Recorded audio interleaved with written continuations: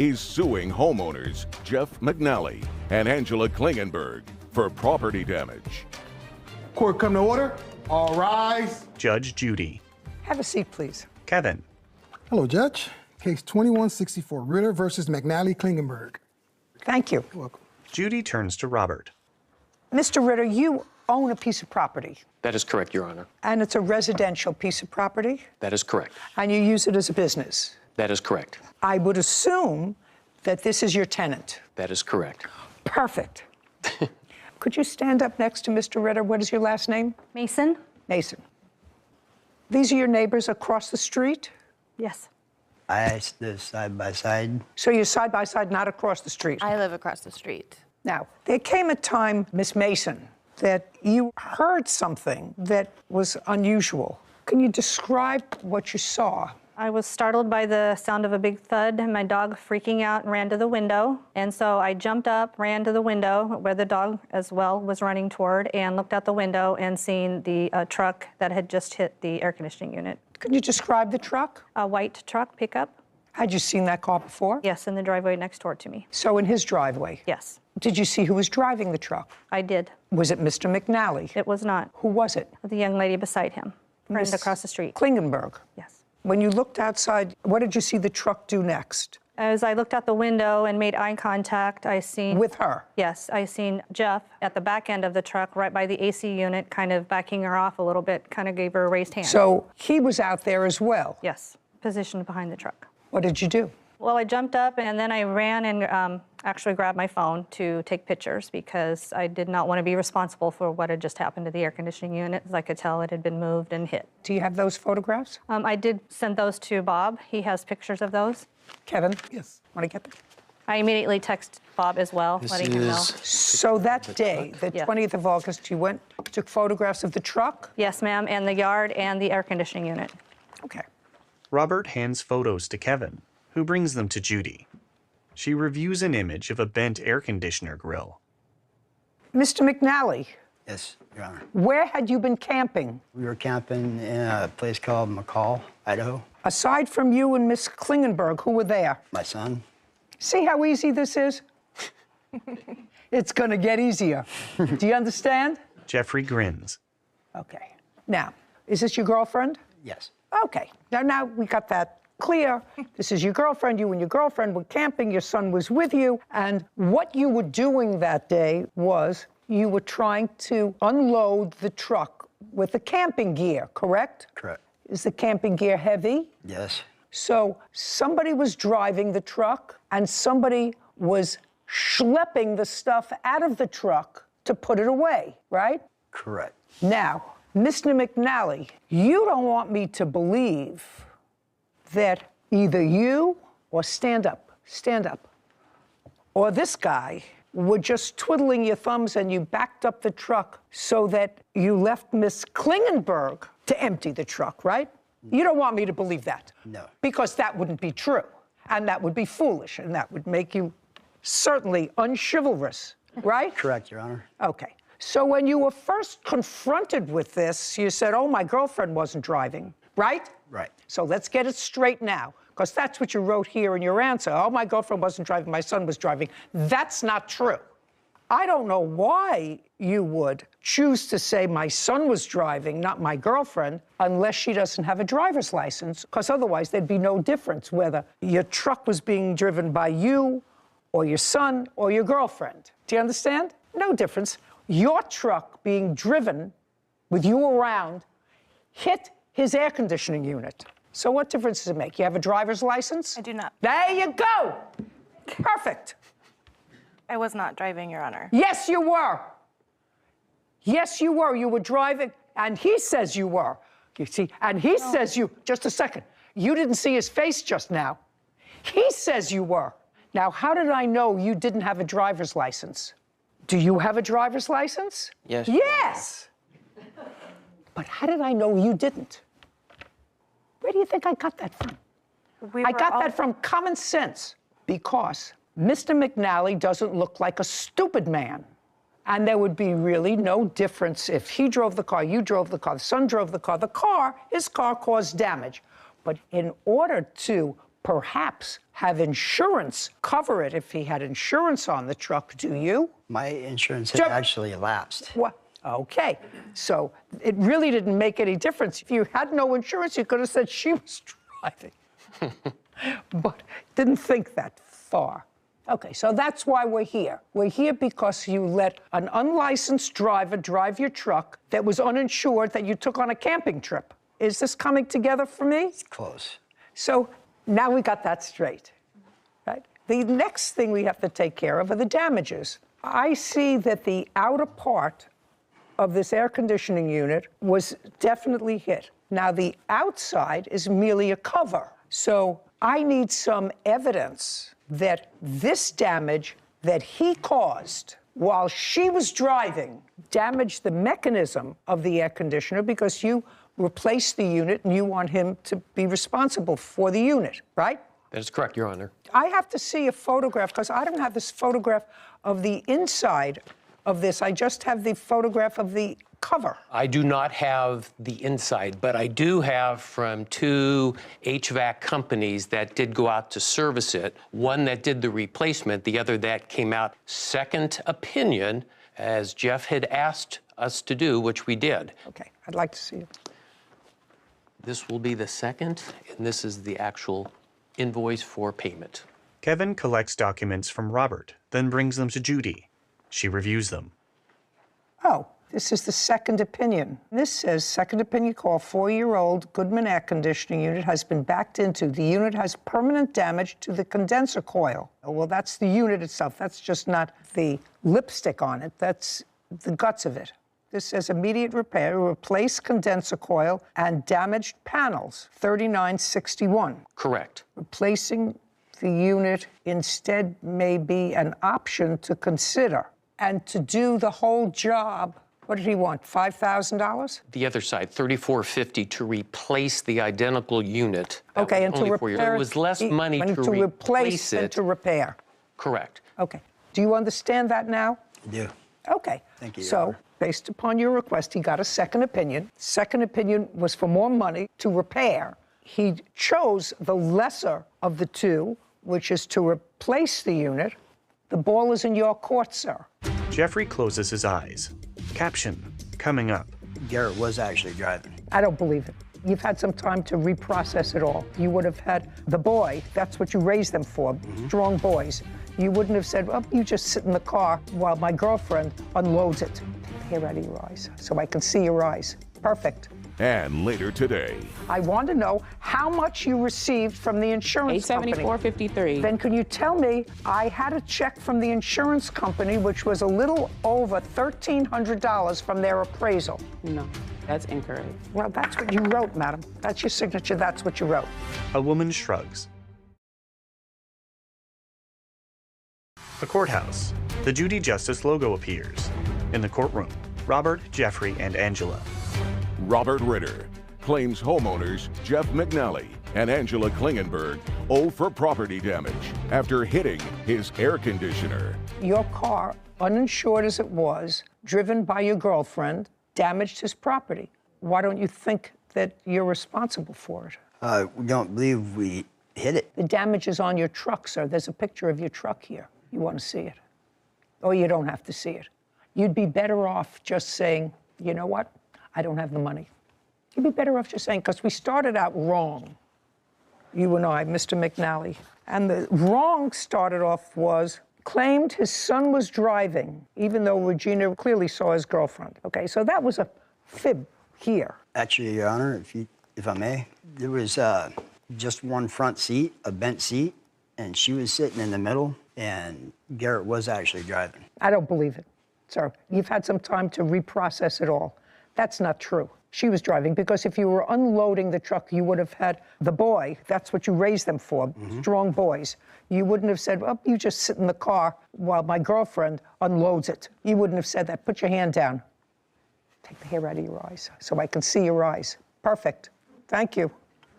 Judgment for the plaintiff in the amount of $3,800. It's not a good idea, Mr. McNally, to show your son that it's the right thing to do, not to tell the truth. That's a very good lesson that parents should teach their children right from the get-go. And accepting responsibility for what was clearly an accident. I mean, she didn't mean to back into his air conditioner, right? Right. It happened. It was an accident. That's why they don't call it an on purpose. It was an accident. But once you have an accident, you have to accept responsibility.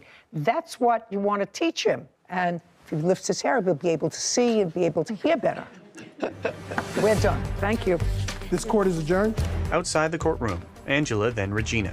We were all sitting in the front of the bench seat, so I was in the middle, and I think when she initially came out, she saw me sitting in the truck, but maybe she assumed I was sitting in the driver's seat, but I wasn't. Nope, my vision was great that day. It did make me jump, and my dog was freaking out, so I definitely knew something hit the house. I told him that my son and I were emptying firewood and that he may have hit his AC unit. It's just sad, you know, that they had to do that and that the young man had to be involved when he really didn't do it. Sarah and Judy. That case was a great demonstration of how being well prepared and doing the right thing can make the justice system work for you in the right way. He had all of his evidence laid out exactly how he needed to present it to you, and he had the damage evidence, he had the photographs, and he did the right thing. He didn't try and get a whole new unit for the $5,000. He said, I'll get the 2 estimates if that's what you want me to do. So it just shows how being prepared and having all your ducks in a row can really benefit you when you come into a court system. But my problem was telling the lie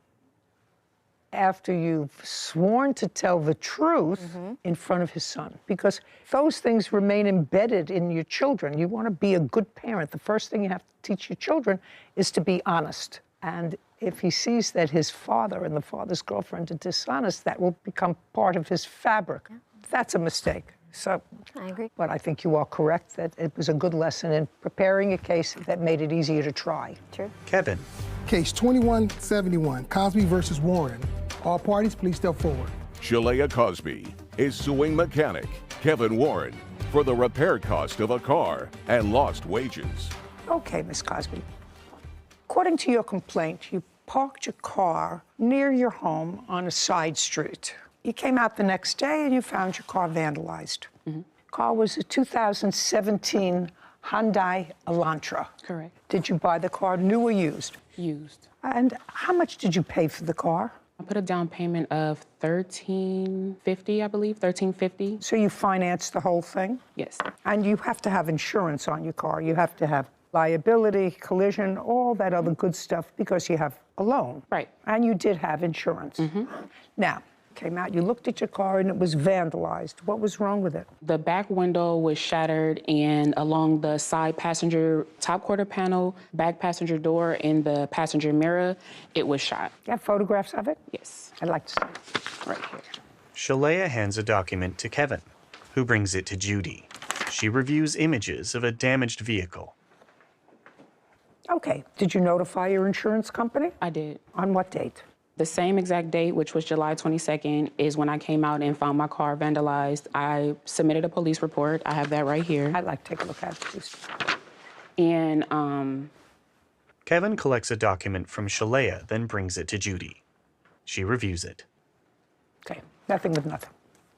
Okay, so you told the police about it on the 22nd. Yes. And when did you bring it in for the defendant to take a look at it? that was August 18th. She brought the car into you in August? Yes, And how long have you been in the auto repair business? 16 years. So you've dealt with insurance adjusters before? Yes. And did you make the appointment for the insurance adjuster to come and look at the car? They never came to look at it. Sometimes they just have me submit photos if they don't have anyone in the field to come look at the vehicle. Okay. Now, when the plaintiff came in and brought you the car, did you have a discussion with her? Yes, I did. And I want you to tell me, the best of your recollection, what she told you and what you told her. Okay, like she said, she brought me the vehicle on August 19th, and she told me she took it from another shop. She had a problem with another shop getting the repairs done. Tell me what kind of problem you had with another shop. It was no problems with the other shops besides they didn't want to do the estimate on it and told me to talk to my insurance about it. And my insurance told me to find my own shop,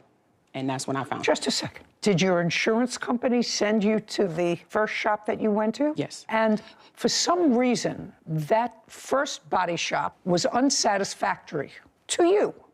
So you took it to the defendant. This is what the story is. The story is the defendant still has your car, right? And he's keeping your car because he says you didn't pay for the repairs. It's your position that you gave him the entire check from the insurance company. Is that your position? Speak. Be very careful what you tell me. Caption coming up. This is how her car looked when she brought it to me. Oh, Miss Cosby, I have a feeling that you're not going to like the outcome of this. Oh, no, I'm legit all the way around. Oh, so really? Those are the afterward Just pictures. a second. Hustler. Oh, it's not a hustler at all, man. Absolutely a hustle. Shalea shakes her head. A courthouse. The Judy Justice logo appears. In the courtroom, Shalea and Kevin Warren. Shalea Cosby claims mechanic Kevin Warren owes for the repair cost of a car and lost wages. The insurance check went to you to cover the damage to the car. Correct. I'd like to see the check receipt that you received from the insurance company. Shalea hands a document to Kevin, who brings it to Judy. She reviews it.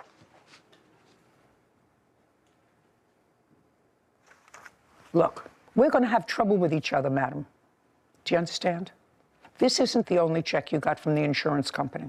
If you're talking about a check in 2020, that has no relevance to 2022 vandalism check. I want to know how much you received from the insurance company. $874.53. Then can you tell me, I had a check from the insurance company which was a little over $1,300 from their appraisal. No, that's incorrect. Well, that's what you wrote, madam. That's what you wrote. That's your signature, that's what you wrote. I see the paper. The totaling was $1,374.53. I didn't receive a full $1,374.53 check from my insurance. I received $874.53 and had to pay my deductible of $500. When you brought your car into Mr. Warren, tell me what the conversation was. Before I got to him, I let him know what was going on, what I was going through. No, not let him know. I asked you what you said to him and what he said to you. First of all, you didn't like the first place that the insurance company sent you to. I don't know why. All I know is when you're dealing with this kind of thing, everybody's trying to make a little bit extra. And it's been my experience, and maybe I'm wrong, that when you have a little accident, you take your car into a body shop. Very often, if that's their business, they say, this is what you want fixed, this is what the damage was. And the person who runs the body shop or the owner of the body shop will say to you, I'll take whatever the insurance is, I'll work with the adjuster. That's what they usually do. Correct, sir? Yes. Yes. And in this case, is that what happened? No. Is what I'm asking you. Because your complaint is that he has your car, won't give it back because he's put a mechanic's lien on it because he says that he did $6,000 worth of work on the car. He did work that was not approved by me nor my insurance. I'm just telling you, that's what he says. He did $6,000 worth of work on the car. Okay. Okay? But I have to tell you, Mr. Warren, that has been my experience, and I'm very old, that when you take a car in that's been in an accident, they say, you know what, I'll work with your insurance company. And we all know what that means. That means that whatever your insurance company gives you, they'll send me the check. That will be what I'm going to accept for the work. Now, what you're suggesting is that she authorized you to do $6,000 worth of work, and you didn't speak to the insurance company. I spoke with him plenty of times. Oh, what did they tell you that they were sending her? I have it here. I'd like to see it. I have 3 estimates here. No, I want to see from the insurance company. They're the insurance company estimates, not mine. I'd like to see it. Okay, here's the first one. Like she said, when she first brought her car to me, she had this one already for $873. Okay, so then what we do when we see more damage, we put what you call a supplement in. So I put a supplement in, and that's when they told me she has 2 claims. She has a claim for the auto body damage and a claim for the vandalism. The $874 is for the vandalism. If you look at these other 2 estimates, it's a totally different claim number. May I see it, please? That she put the claim in for. So these other 2 are for the auto body portion. Not for the vandalism. No, it's 2 different claims. When she brought you the car, was there body damage on the car? Absolutely. This is how the car looked when she brought this to me. I'm not just talking about that. Can I see, please? This is how her car looked when she brought it to me. Oh, Miss Cosby, I have a feeling that you're not going to like the outcome of this. Oh, no, I'm legit all the way around. Oh, so really? And those are the afterwards Just pictures. a second.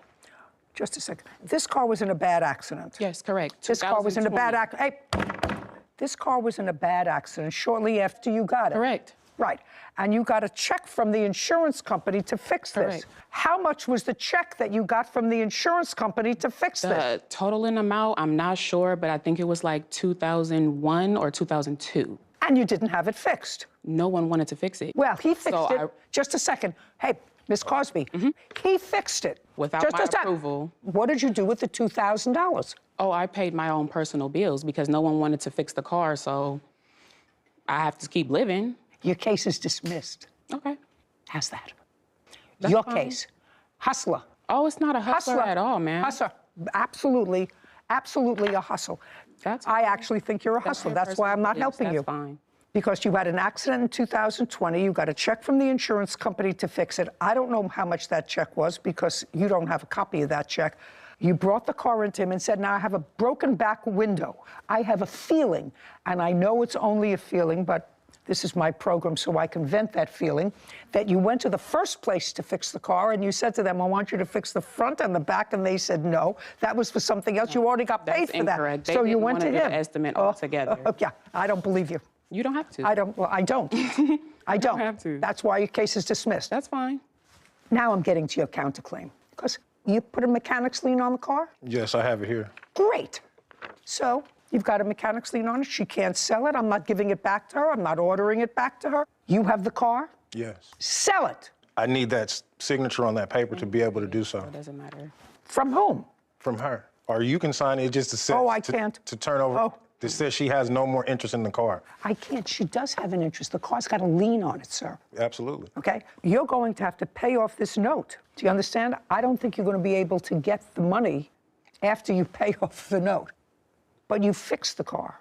Absolutely. And I think that you're entitled to money for fixing the car on your counterclaim. She's going to pay on your counterclaim because I'm not sure whether you're going to be able to get any money on this car. I don't know what's going to happen with this car. I'm just not returning it to her.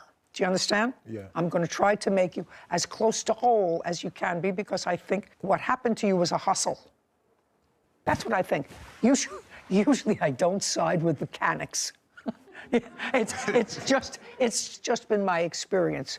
But I think that... I'm glad you changed today. I think that this is a hustle. $3,800, judgment for the defendant on the counterclaim. Thank you very much. We're done. Outside the courtroom, Kevin Warren. Oh, I appreciate her decision. I believe she ruled the right decision because I brought all my paperwork and it wasn't no other way to rule it. Well, she said she wanted me to help her get her car fixed and that she was gonna get the insurance and pay me like she was supposed to do, but I guess once she got the money, she changed her mind. All mechanics aren't bad. Judy and Sarah. That was a surprise. That was. For me. Did not think it was going to go that way when we reviewed it earlier. When we talked about it, I looked at it, when we spoke about it, I said, you know, sort of using my life's history. Take the car in, don't worry, I'll work with the insurance company, does a little bit. Extortion and emotional distress. Court come to order. All rise. Judge Judy. Have a seat, please. Kevin. Hello, Judge. Case 2156, Heckendorf versus Zaragoza. Thank you. You're welcome. Miss Hickendorf, who is this gentleman? This was an attorney I hired in Mexico, kind of in the middle of the night when... He's an attorney? In Mexico. Okay. And my witness. Okay, so trying to piece this complaint and answer together. You purchased a home from Mr. Zaragoza? No, Your Honor. He purchased a home from you? Yes, ma'am. Okay, got it. He purchased a home from you in Mexico? Yes. Where in Mexico? About 5 miles north of Rosarito, maybe 10 miles south of the border. How long have you owned the home? I owned the home about 5 years. How much did you pay for it? When I bought it was $180. How much did Mr. Zaragoza pay for the house? $245. On what date did he purchase the house? February the 9th. Were you present at the closing of the house? I was. When you closed on the house on February 9th, how much money did you receive? I was supposed to receive... No. You were supposed to receive $245,000. How much did you receive? I received a cashier's check for $15,000. 15? $15,000. I received cash, $4,500. And I received the next day through a wire transfer 4.6 million pesos or something like that. I have the paperwork. Just tell me what that translated to in dollars. It was $220,500. Okay, well, if you have proof to how much the translation of pesos to dollars is, that means that you got a total so far without the down payment. Did he give you a down payment? Yes, $5,000. I was paid for my house.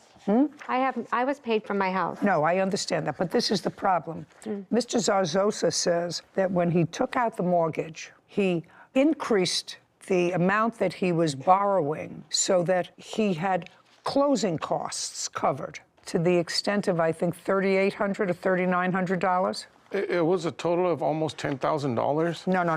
Oh, $3,900. That's what I asked you. What's 10,000? 10,000 comes out of nowhere. It was a difference, you said, of $3,900. Yes, ma'am. And so he wanted from you the difference. Well, the realtor gave me... Not the realtor. He wanted from you... The realtor told me that. I've never really spoke to Dante except for on February 22nd and the time that he came and looked at my house. But the realtor sent me a fake statement, which I looked at because it's a high school kid's piece of paper, and I said I was not making a refund. Okay, well, you have to make a refund if you were paid more for the house than you're bargained for with the purchaser. That's true. That's true. And the bank told me on April 1st... No, they can't tell you anything. Oh, really? If they documented something to you, then I'll read it. But you can't tell me what a bank told you. First of all, banks don't speak. Now, I'd like you to get what Mr. Zarzosa is handing me. This is from the bank. Dante hands a document to Kevin, who brings it to Judy. Well, I can't read this, but what I can't read is in Spanish, but I can read the numbers which indicate that you received, Ms. Heckendorf, a total of $249,544.22. Let me see. May I see that, ma'am? Absolutely. Because this is what that bank gave me right here. Kevin hands a document to Karen. And I did go with my witness to the bank on April 1st, and they told me that A bank can't tell you anything. They told me that was the correct amount. A bank can't tell you. They can give you a document, which I will read, but a bank can't tell you anything. This is not really a case about this contract. Yeah, it is. It started this way. They're saying that that bank sent me the wrong amount of money? Yes. That's what it says. That's what that says. That's what this says. That's what that says. I imagine anyone can write what they want, but I was not paid the wrong amount of money. Well, the bottom line of it was, eventually you gave him back $2,800 of the $39,000 that he said that he was entitled to. Is that correct, No. Ms. Heckendorf? No. You never gave him $2,800? I signed a contract and gave him $2,800 under duress. He took my dogs and my cat, and he took my property. I want you to understand what I'm saying to you. When I ask you a question, I expect an answer. You gave him $2,800, and you gave him the $2,800 because he believed and told you that he had taken out extra money in order to cover his closing costs. And you got that money, and he wanted that money back because he was going to have to pay for it through his mortgage. I have never heard that these were closing costs. This is the first I've heard about closing Well, costs. I'm going to tell you this. I'm going to never heard about closing costs. Stop talking. Stop talking. Okay. Caption, coming up.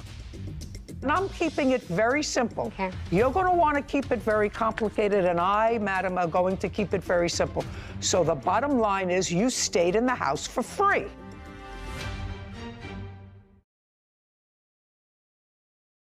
A courthouse. The Judy Justice logo appears. In the courtroom, Karen and Dante. Karen Heckendorf claims her homebuyer, Dante Zarzosa, extorted money by keeping her pets in property. Dante is countersuing for false accusations and lost wages. Good. This is your piece of evidence. Your piece of evidence says that you got $249,544.22. No. That's what it says. No, it doesn't. Okay, that's what it says. You gave him $2,800. He wanted $3,900. You gave him $2,800. What you're suing him for He also is... wanted I'm going $2,500. to dismiss your case. Okay. It's just as easy for me to send you back to Mexico. once you closed on this house, according to what I looked at, Ms. Heckendorf, you asked if you could stay in the house because your new house wasn't ready to close escrow. Is that correct? That's a yes or a no? Yes. And so you closed the house on February 9th, and he allowed you to stay in the house. When were you supposed to vacate the house? March the 1st. I paid that's a date, March 1st. And between February 9th and March 1st, how much did you pay him in rent? I gave him the money from the casita. Just a second. Yes. That's an amount between February 9th and March 1st. $2,370. So that was a month's rent. Is that what you received? No, Your Honor. How much did she pay you in rent between February 9th and when she was supposed to vacate March 1st? She would have paid you rent in advance. Nothing. Show me proof that you paid him anything for rent on February 9th. Karen hands a document to Kevin, who brings it to Judy. She reviews it. Did you ever receive from this agent $2,370? No, Your Honor. Well, do you know who he is? Yes, I do know. That's the realtor that represented both of us on the purchase. And you never received, this was on February 9th. He acknowledges, he signed that he received $1,620 as in for the last month's rent and $750 security deposit, as well as prorated rent of $120. I don't know what prorated rent is for. It was for the end of January. They moved in a few days before. Who moved in? The people that rented the casita. And that's part of the house? Yes. What is that? I have two houses on the property, the one I lived in and the casita. And Dante gave me an email that if I gave him this money from the casita, that I could live in the front house until March the 1st. I have that Just a second. When he bought the house, did he or did he not buy the casita as well? Yes, he did. So he bought the casita as well. So it belonged to him. This rent belonged to him. Only So if I what do you mean? rented He's it. not giving you anything. If he buys a house and there's another property, he owns that property. He owns whatever rent was due for that property. So what you're saying is, let me cut to the chase. What you're saying is, you claim, he said to you, I've just paid you $250,000 for your house, which includes the casita. Your house isn't ready yet to close escrow. I will let you stay in the house free if you let me keep the money from the casita's rent. Yes. Oh, And I have fine. an So that the email. bottom line, don't speak, it doesn't look like you're losing so And- far. I may not be finished with you. And So I hadn't rented you're the speaking, casita. you're trying to speak over me. Well. And I'm keeping it very simple. Okay. You're going to want to keep it very complicated, and I, madam, are going to keep it very simple. So the bottom line is you stayed in the house for free from February 9th or 10th until it was supposed to be until March 1st. That was your understanding. You were staying in his house for free. I didn't have to rent the casita. I don't care whether you had to or whether you didn't have to. You were staying in your house that you sold to him for free until your new house was ready. That's a yes. I felt that. I don't but care guess how if you you feel. want to look at it I that don't way, care how you feel. Okay. You sold him your property and you took advantage of a piece of that property, the casita, in order to negotiate yourself a free 3-week rent until your house is ready. Now, you may stand there and look at me in that smug way, but you and I both know that that was a deal you made for yourself. Yes, I agreed. Okay. I agreed to rent the casita ahead of time before I moved out and give him the money so that I could stay in the property until my house closed escrow 1 week. Pretty tricky. May have been March the 6th. Pretty tricky. Bottom line is you stayed in his house for free. Okay. And then what the rest of the case is about is that you claim that he changed the locks on the door before March 1st, and in the house you had your pets, and he held ransom your pets until you gave him what turned out to be $2,800. That's your complaint. He changed the locks on February 28th. Where were you when he changed the locks? February 22nd. 22. Where were you when he changed the I was lock? in my office in San Diego. Okay. And how did you find out that the locks were changed on the door? Dante sent me an email that I found later admitting to what he did, but No, don't. I asked you a question. I was at my office, and he called me on the phone, and he said, "This is Dante Zarzosa, and I have..." My way.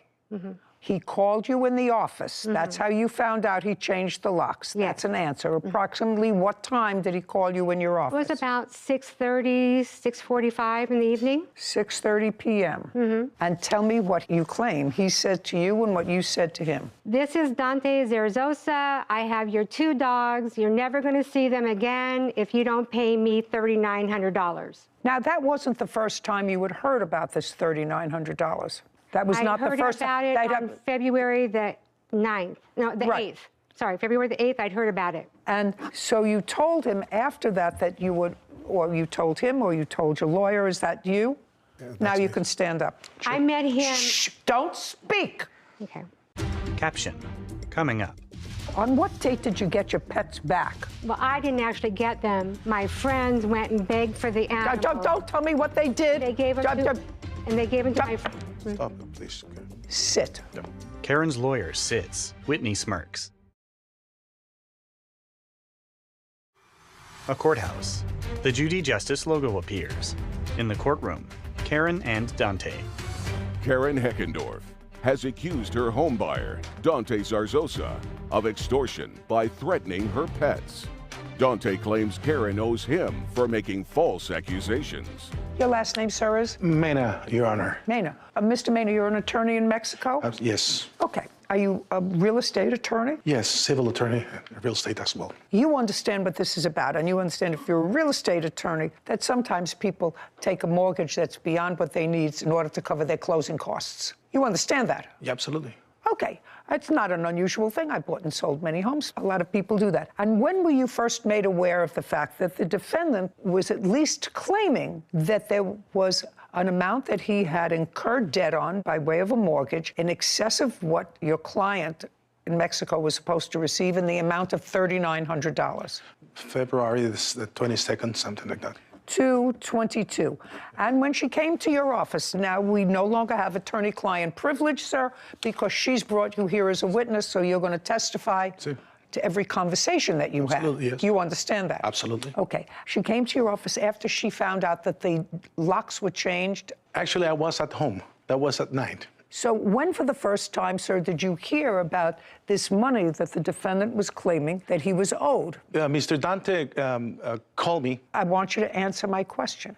Yes. My question is, when she called you the night of the 22nd at your home, did she tell you at that time or soon thereafter that there was a discrepancy that he was alleging with regard to the closing fees? Not actually, no. No, she didn't tell you anything. She told you that he just illegally evicted her and changed the locks. Yes, and at the same time, because of some situations regarding a deal she has on the sale of the property. Your client knew, as of February 8th, that the defendant was alleging that she owed him money from the closing costs. That's clear. That's what she told me. Now, they had clearly ongoing discussions about this from February 8th or 9th, when the deal closed and she got her money and she's living rent-free. So what I want to know, when did she share with you, not that there was an illegal eviction, not that her pets were in the house, when did she share with you that he was claiming that she owed him money? And I'm not excusing self-help. When did she tell you that? Because she knew it at the beginning. She knew it before she called you. I have the communication from Mrs. Karen. At the time we filed the complaint in the DA office, district attorney office. This is the time when she expressed me the whole facts. Oh, so she didn't tell you the whole fact when she called you at home on the 22nd? No, because she was very worried. She was concerned regarding the babies. Don't tell me that. Okay. That's it. Now I got it. So I got what you're dealing with. I understand who I'm dealing with. Okay. On what date did you get your pets back, Miss Heckendorf? The 22nd. Okay. What time? Well, I didn't actually get them.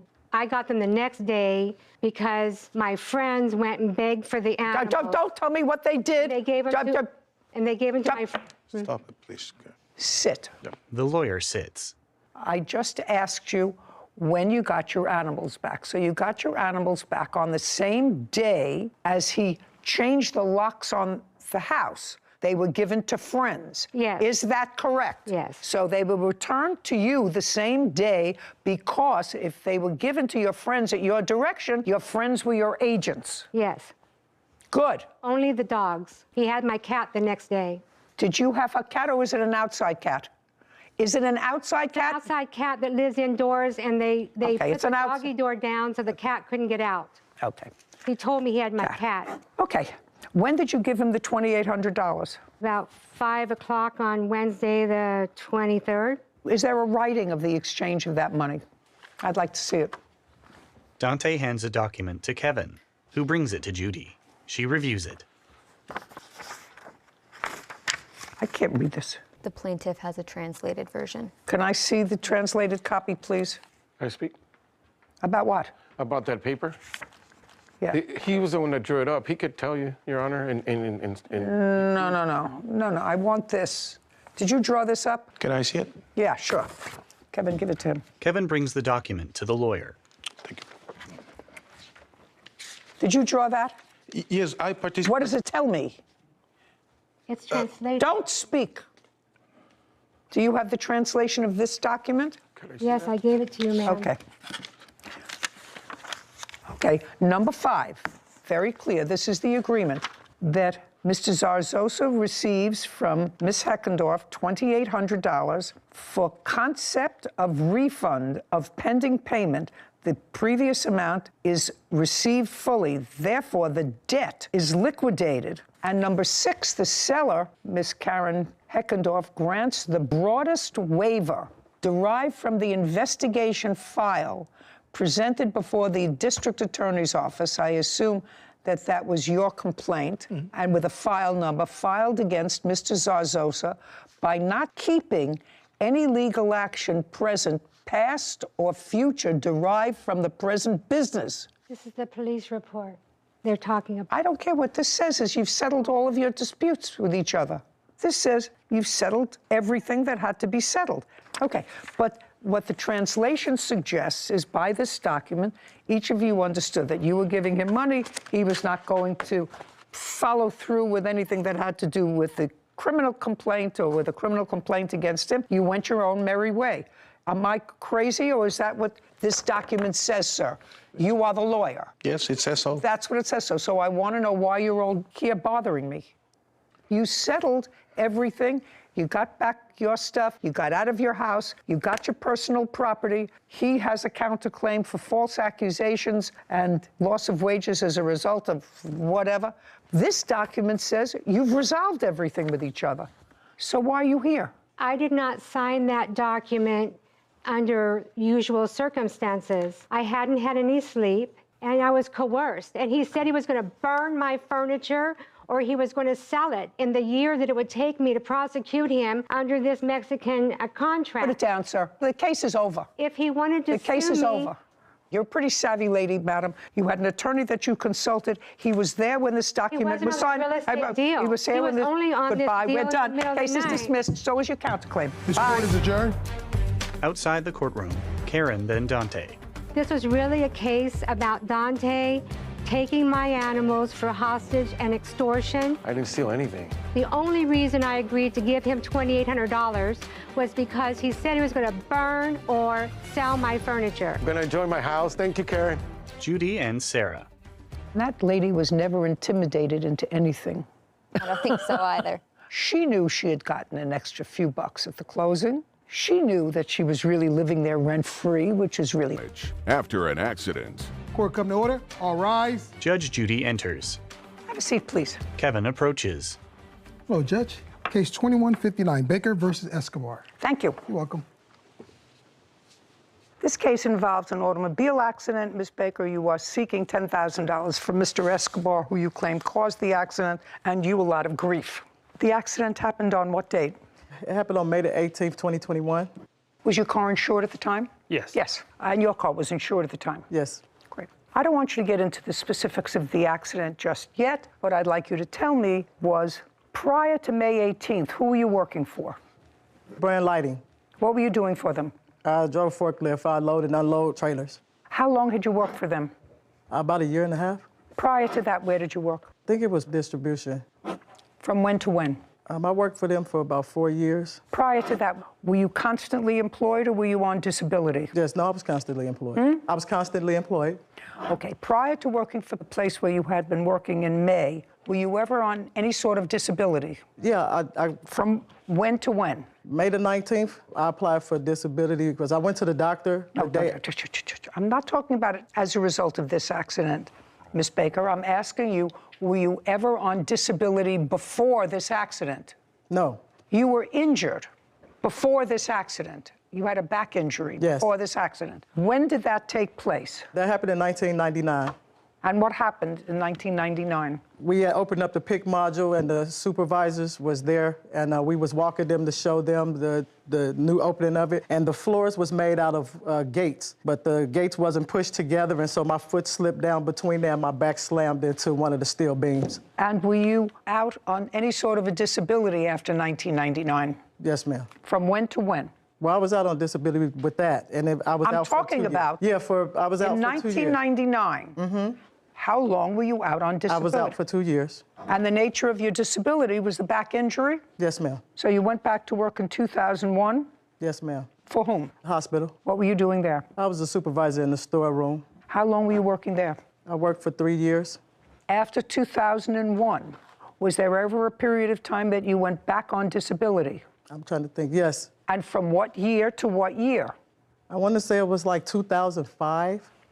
My thumb got amputated off of my hand at work. And how long were you out on disability?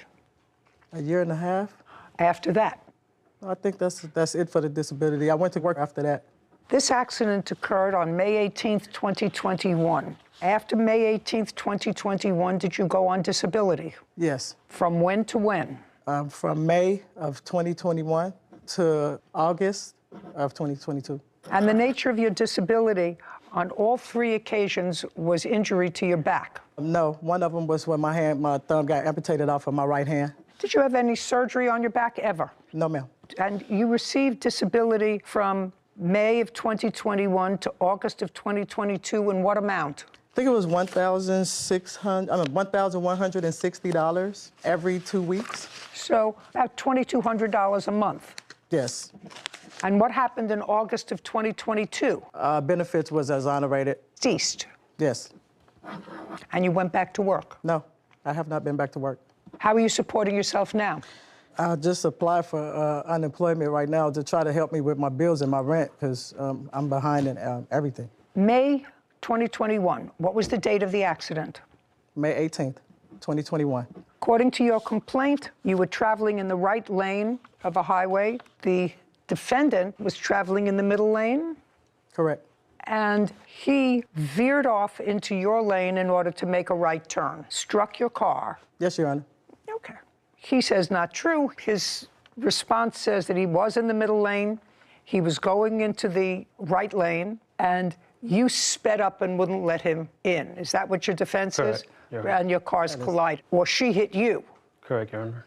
Okay. That is not true. And the damage to your car, which was the red car, was where? He caught me from when I swerved, so he caught me from the side and he slid up to the bumper.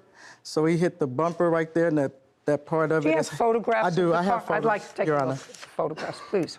Melissa hands a photo to Kevin, who brings it to Judy. So may I explain to you what happened, Your Honor? With what? May I explain to you how the incident occurred? Caption, coming up.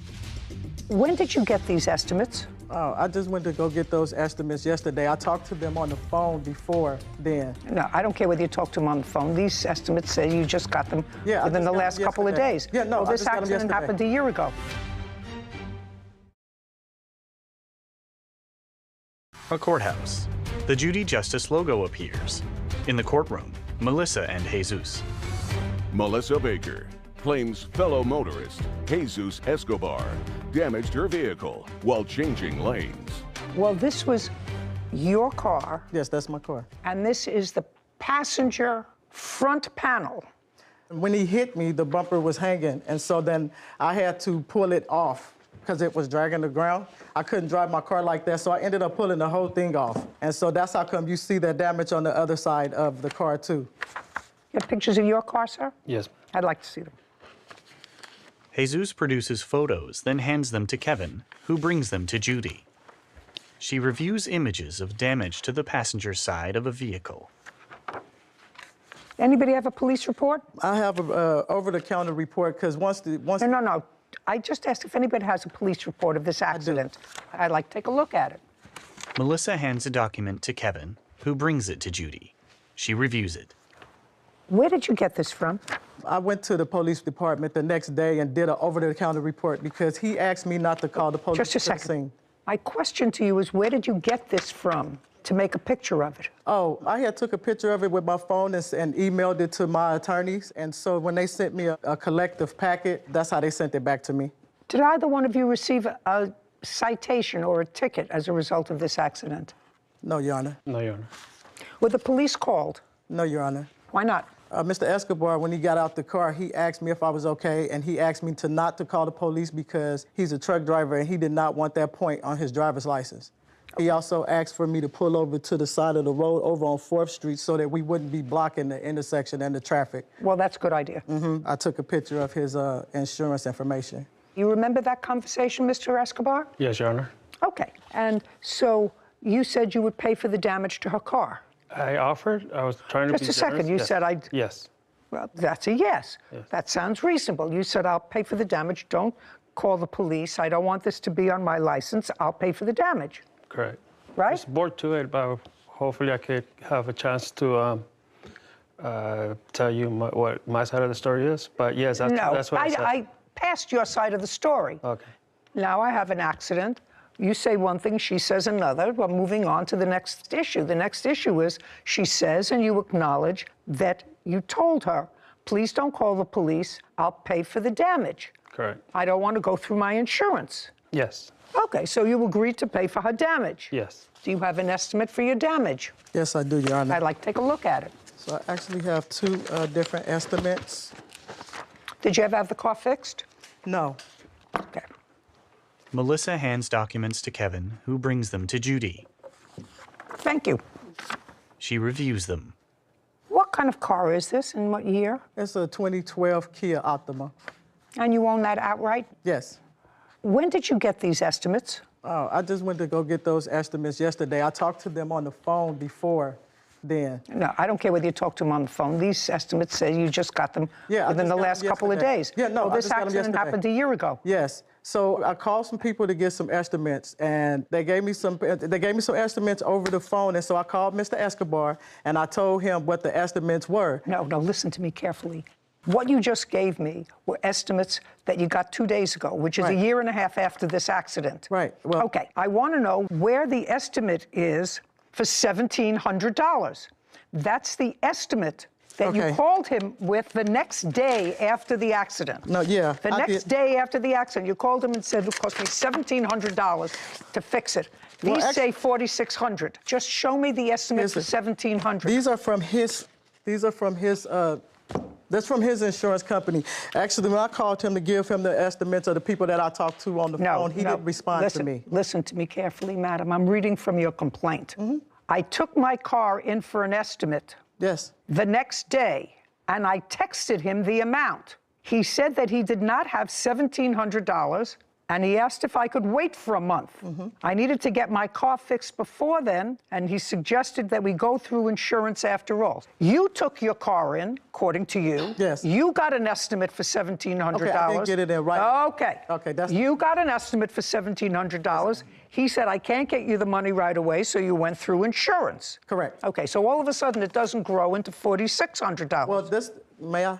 Yeah. Okay, so the man gave me the estimate for the $1,700, but what he did inform me was that once No, you can't tell me what he informed you, madam. Well, basically, you can't, not basically. Can I tell you what these people? Can I tell you what these people said? You can't tell me what those people said either. Well, I was trying to explain to you why it went to $4,300, but it's not going to $4,300. The initial cost to fix your car was $1,700. You, as a matter of fact, accepted a check from his insurance company for $1,300. I asked my attorney if I was supposed to. I'm sorry. You accepted a check for his insurance company for $1,300. Then, according to you, they canceled the check. Okay? And I'll see the letter why they canceled the check. Okay. Okay. And when you accepted the check, you signed a general release, because the insurance company doesn't send a check unless you sign a general release for anything and everything surrounding the accident that took place on May 18th. That's what you sign. When you accept a check from an insurance company with regard to an accident, that's what you sign. I had no clue as to what it was. You know, Your Honor, I referred to my attorneys and asked them what I should do, and that's what they advised me to do. That's hearsay. Do you understand? That's hearsay. You can't tell me that. There is no attorney that would say, sign a release, and then we'll go on from there. I asked them if I was supposed to accept the check. You no longer have that attorney, correct? No. The attorney said goodbye. Now, after this accident, which happened on May 18th, when was the first time you saw a doctor? The very next day. Let me see. Here's all my doctor's notes. No, let me just see from the next day. Okay. Melissa hands documents to Kevin, who brings them to Judy. She reviews them. Says patient is disabled as a result of chronic back pain that affects her mobility and inability to perform work as required. Yes, ma'am. Right? And now you work for whom? Brand Lighting. This is also the report. Just a second. What do you do for Brand Lighting? Oh, I drive a stand-up reach machine, so I have to get on and off. And I also drive a forklift, sit-down forklift. I have to climb up and down it to get on and off. I got it. Mr. Escobar, you agreed to pay the damage to the car, correct? Yes. Can I speak on that? I'd like you to hear your excuse. Caption, coming up. You did not present to me anything with a medical write-up that suggests at all that this accident caused you to lose anything.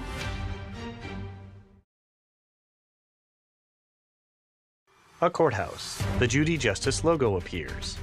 In the courtroom, Melissa and Jesus. Melissa Baker has accused fellow motorist Jesus Escobar of hitting her vehicle while changing lanes. Mr. Escobar, you agreed to pay the damage to the car, Correct. correct? Yes. Can I speak on that? I'd like to hear your excuse. Okay, at this point, at the time of the accident, which was date of loss, May 14, 2021. May 18th or May 14th? 14. May 14th? 14. May I see it? That's not true. It says date of loss. Jesus hands a document to Kevin, who brings it to Judy. Shh. Okay, so this insurance company found that there is a comparative negligence statute in California, which means to the layperson that they will look at an accident and they'll say, well, it's not 100% his fault or not 100% your fault, but they looked at the accident and they said, our insured, that would be you, is 75% responsible for this accident. And they found, which is not dispositive for me, that you were 25% responsible for the accident. You agreed to pay to have the car fixed. Yes. That's the bottom line. Can I explain that why? Go ahead, you could explain all you like, but you agreed to have the car fixed. I was trying to be reasonable due to the fact that I was a truck driver. I'm off for 3 weeks, come home a day or half a day, and then I'm off for another 3 weeks. I was trying not to go to court. I was trying not to make things worse. And you agreed to pay to have the car fixed. I agreed to pay. I don't care what it was. Nobody put a gun to your head. No. You know, nobody put you under a cattle. What was it? That thing? I have no. Yellowstone, where I know what you're talking is that about. called? I don't know what it's. A cattle guard. Cattle guard. Yeah. Nobody hid you in a cattle guard. You said, don't call your insurance, I will pay for the damage. So you got to pay for the damage. And evidently it hasn't bothered you enough because you haven't had the car fixed. Do you still own the car? Yes, ma'am. Okay, well, you have fixed for $1,700. Now, you have no medical people here, do you? No, there are no witnesses over there. You've had a long-standing back problem. You went to a chiropractor, you went to a lawyer, on and off disability because of your back problem, and you did not present to me anything with a medical write-up that suggests at all that this accident caused you to lose anything. And if you have it, I'll be more than happy to look at it. Okay. My attorney's highlighted that part right there. Melissa hands a document to Kevin, who brings it to Judy. I just looked at this. I'm sorry, I must have gave you the wrong thing. Okay. Well, do you have the right thing? I thought it was talking about the acute back pain. No, I don't. Not that I don't care about your acute back pain, but since you don't have an expert here to testify that back pain that was as a result of this accident, and the pro forma thing that you gave me a check off, patient has chronic back pain, doesn't do it for me. So unless I have a write-up from a hospital, from a medical facility, that this accident that happened, he says on the 14th, you say it happened on the 18th. It happened on the 18th, ma'am. It happened on the 18th. Yes, Your Honor. I'm sorry, I've had this. Oh, here it is. Melissa hands a document to Kevin, who brings it to Judy. She reviews it. Okay. Doesn't do it. Okay. Doesn't do it. He's got to pay to have your car fixed, $1,700. We're finished to your judgment for the plaintiff. This court is adjourned. I'm satisfied. I'm just glad that the whole thing is over with. I'm just glad that this is finally over. It's been a year and a half almost, and my car is still damaged. Pretty much, yes. I was in the middle lane trying to make a right. The guy fabricated a lot of that stuff, but I just really want to be done with this. She got road rage and speed her car up and hit me. Actually, he just apologized a whole lot. He was feeling really good when he was driving. He was revving his engine a little bit because he has a Charger. Music was blaring loud. He wasn't paying attention. I don't know how I could cut someone off, and the person I'm cutting off would ends up in front of me. I was going about my merry way, and I seen him coming towards me through from my peripheral vision. How is that possible? And I feel sorry now that I didn't call the police and have them to come out there to the scene. I know it's a COVID time. People was having a hard time with, making their money and the jobs and stuff. When the guy asked me not to call the police, I wasn't giving him a hard time, but then look what he did. Accidents happen. Be careful out there. Sarah and Judy. I think this is a good lesson for people like the defendant who, for whatever reason, he was a truck driver and didn't want maybe the points on his license or even the hint of a car accident to be on his record if that's his business. However, I think it could have saved him from, number one, making a gratuitous promise to pay for the damages to her vehicle, which he might not have had to had a police officer come out and made a report, and maybe they would have found him less at fault than his own insurance company. And then he wouldn't have been so quick to offer to pay for the damages. Or conversely, the plaintiff may not have mentioned anything about any back pain, and if today was the first time she was going to bring it up, I'm sure you wouldn't have offered her anything. Well, she didn't bring it up. She's had chronic back pain now for 22 years. Of course. Her allegation is that this accident exacerbated that back pain that she's had for 20 years. Then you have to come in with a medical team to talk about what the nature of her injury was before, how it was changed as a result of this accident. Without that, a pro forma note that says so-and-so has chronic back pain and she can't work is not a reason to award you $10,000 for personal injury. Yeah, I agree. Anyway, I just think it's a good lesson that Dallas Lee for child care services, late fees, and property damage. Court come to order. All rise. Judge Judy enters. have a seat, please. Kevin. Hello, Judge. Case 2175, Grimm versus Lee. Thank you very much. You're welcome. Miss Grimm, in what state do you live? Missouri. In what county? Jackson.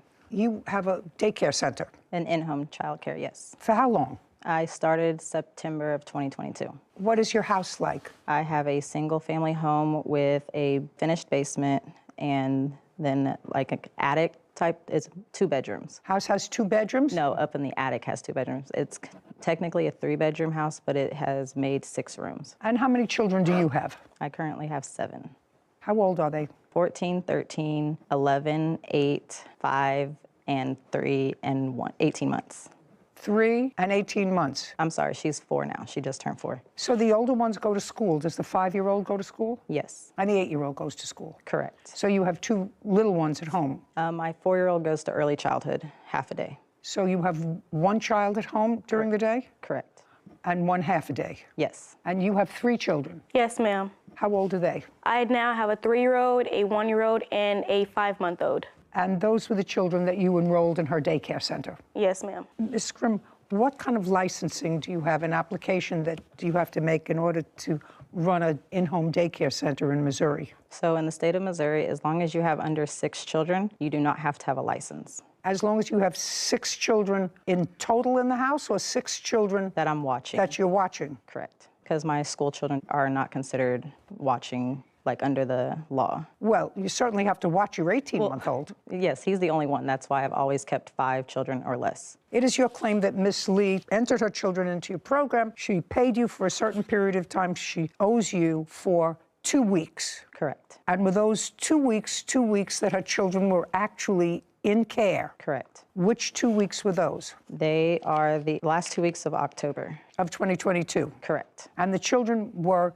in your program? Correct. Miss Lee, were the children in Miss Grimm's program the last 2 weeks in October? Yes, ma'am, they were. Did you pay her for the last 2 weeks in October? No, ma'am, I did not. How much were you supposed to pay her? For the last 2 weeks was supposed to be $600 because our agreement was $600 every 2 weeks. Okay, so it was supposed to be $600. Yes, ma'am. So now the ball is in your court so far. Ms. Grimm, we're not talking about a late fee. We're just talking about these 2 weeks. Correct. First, tell me your reason for removing the children. I removed my children out of her care because my children, every time that I picked them up, it was either they were harmed or injured, or my son, my 3-year-old, would tell me something had happened while I was gone at work in her care. My son had told me on numerous accounts that she hit him herself, and then he also told me that her 15-year-old son, or 14, I'm sorry, had also spanked him. And when I did ask him, or I asked her actually, I said, "Who is Trey?" Because he said, "Mommy, Trey hit me. We were getting in the car." They normally do help me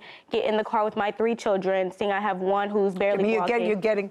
You get going all over the place. Yes, ma'am. So they normally help me get in the car with my children, so they were outside with us. And my son said, "Mommy, Trey hit me like this." I didn't know any Trey, so I asked her, "Who is Trey?" And she said, "That's my son." And he said, "That's me." He was standing right there next to her. He said, "I'm Trey." And I said, "Bryson said that you hit him." And he said, "Yes, I hit Bryson." He said, "I popped him because Bryson wasn't doing right. Bryson didn't want to go to timeout." On what day was that? That was on October 25th. And what was the last day that your children attended? October 27th. Okay, so despite the fact that Trey, your Trey? Yes, ma'am. Slapped the 3-year-old, said that he slapped the 3-year-old, you let him stay there for an extra 2 days. Yes, ma'am. Just that's it, yes. Now, where were you working that you had your children in daycare? I was working as a CNA. What is that? A certified nurse's assistant. Where? It's a nursing home? rehab. Yes, ma'am. When did you start working there? I started working there in September. September of 2022? Yes, ma'am. Beginning of September? Yes, ma'am. And when did you stop working there? I stopped working there October 27th. That was my last day. If I were to call, would they tell me that they terminated you or you quit? I quit. Did you quit on the 27th? Yes, ma'am. And what about now? Are you working? I am. Who are you working for? I work through a temp agency, working per diem at different locations as a CNA. And who takes care of your children? My stepmom. My children, Just a second. And when did you start that job? I started that job about 4 weeks ago. So in December? Yes, ma'am. Late November or so. Caption, coming up. You left the children there until the end of October. It couldn't have been so disturbing for you, madam, to leave the children there until the end of October, another 6 weeks, if you felt as if they weren't getting adequate care. And if you did, that would be on you.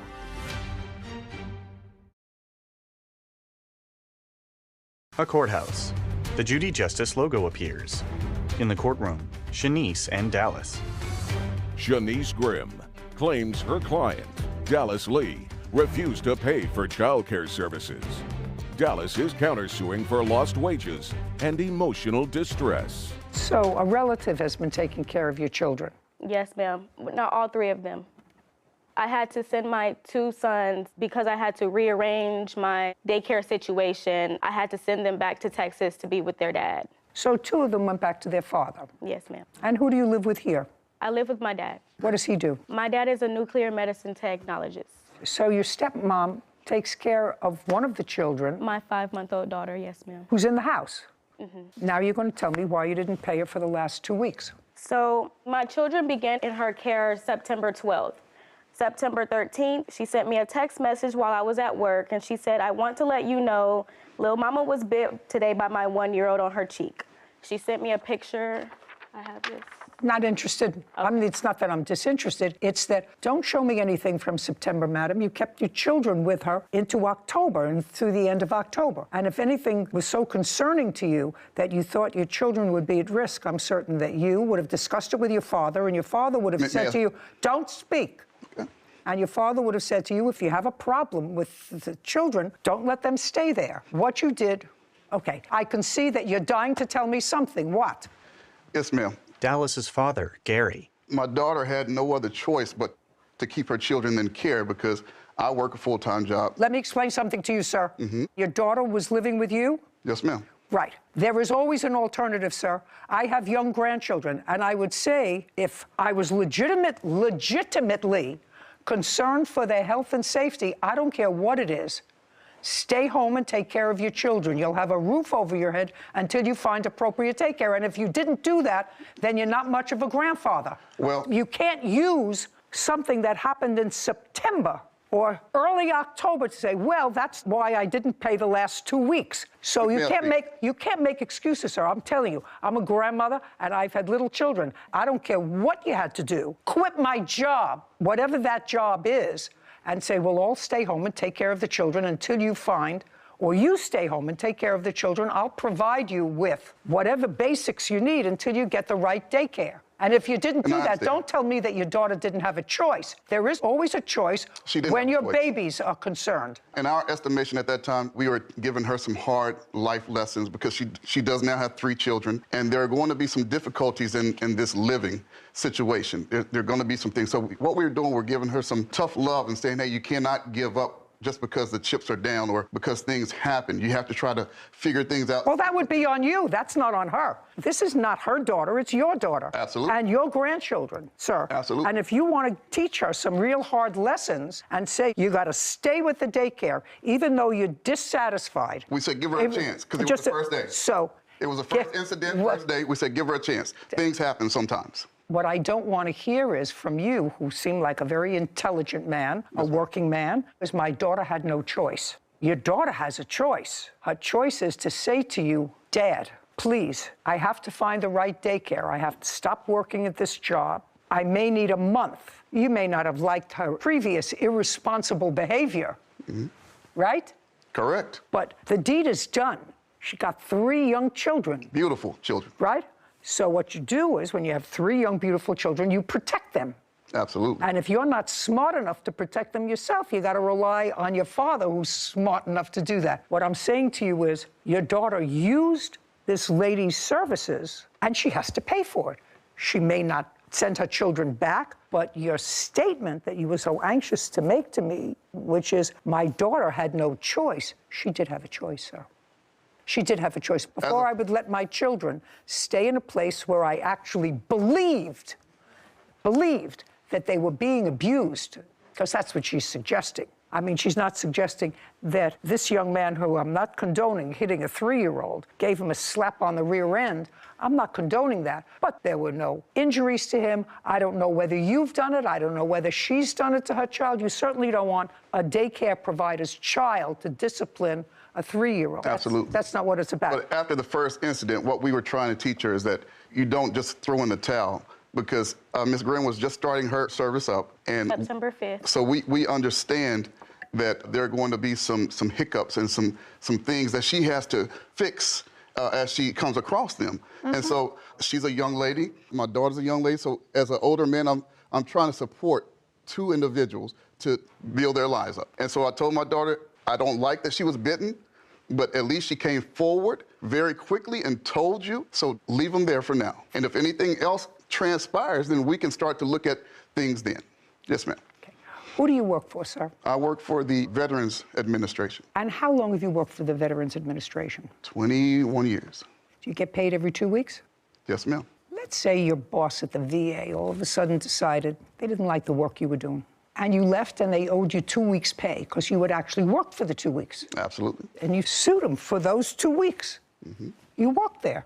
You said, well, we didn't like the quality of his work for those 2 weeks. Well, then you fire him but you pay them. It's like going to a restaurant. My favorite analogy is you go into your favorite restaurant where you get a steak. And you order a steak, medium, Pittsburgh medium. Steak comes, you cut into it, you take a bite. Oh my God, you say, I don't like the way this tastes. You take the plate, you spit out the bite if you're smart, call the waiter over and say, this is a bad steak, right? Absolutely. And the waiter takes it off the bill or you order something else. Now you cut into that same steak, you taste, you say, this tastes terrible. Maybe the next bite will taste better. Before you know it, you've finished the whole steak. Waiter comes over to take your clean plate, you say, this steak was awful. I didn't like it. It was bad. Well, what'd you eat it for? But if you ate the steak, you gotta pay for it. If you take a bite and say it's no good, I'm in your corner, send it back. But your daughter ate the steak. She used her services for 2 weeks and didn't pay her. Well, we can't say that she used her services because there are other pieces of evidence that we have. Well, you mean you're talking about that sometimes she left the children with her husband? Yes. Yeah. Baloney. Your daughter had the benefit of daycare so that she could work. Gary shrugs. Caption coming up. If you're not satisfied with a service, you stop using the service. If you continue to use the service despite the fact that you're not satisfied with it, you gotta pay for it. That's America. You got paid, your father got paid, she gets paid.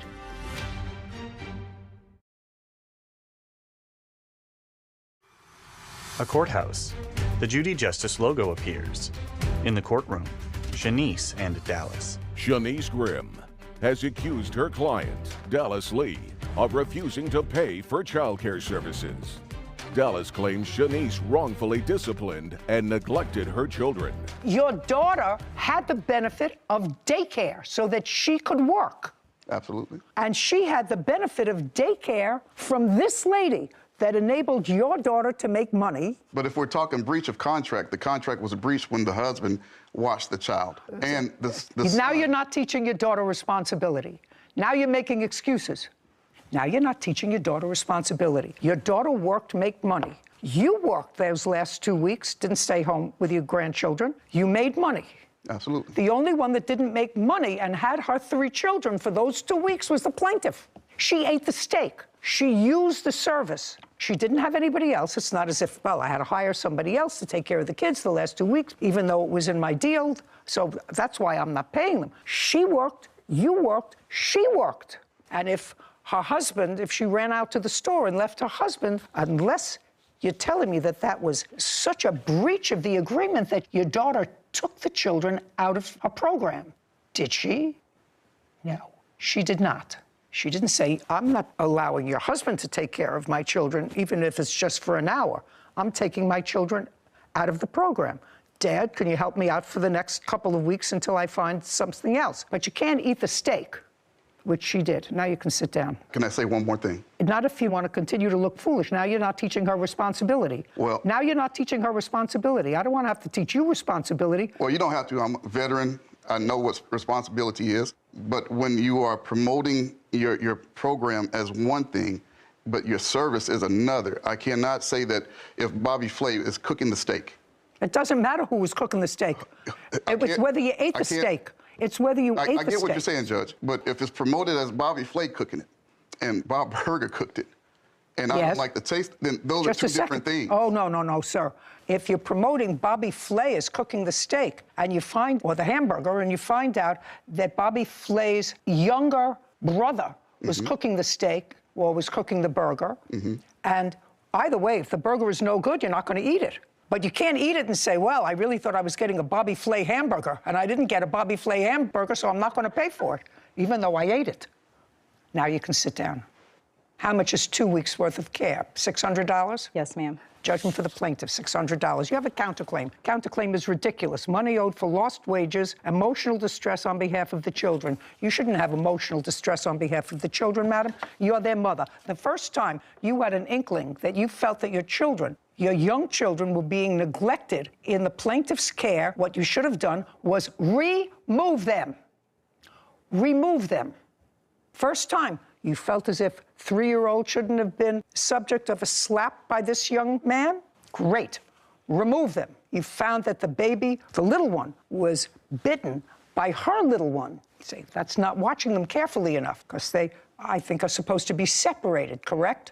Yes. No, we were all in one room, so they weren't having to be separated because with me only having less than 4 children, there was no way of separating because there was only one me.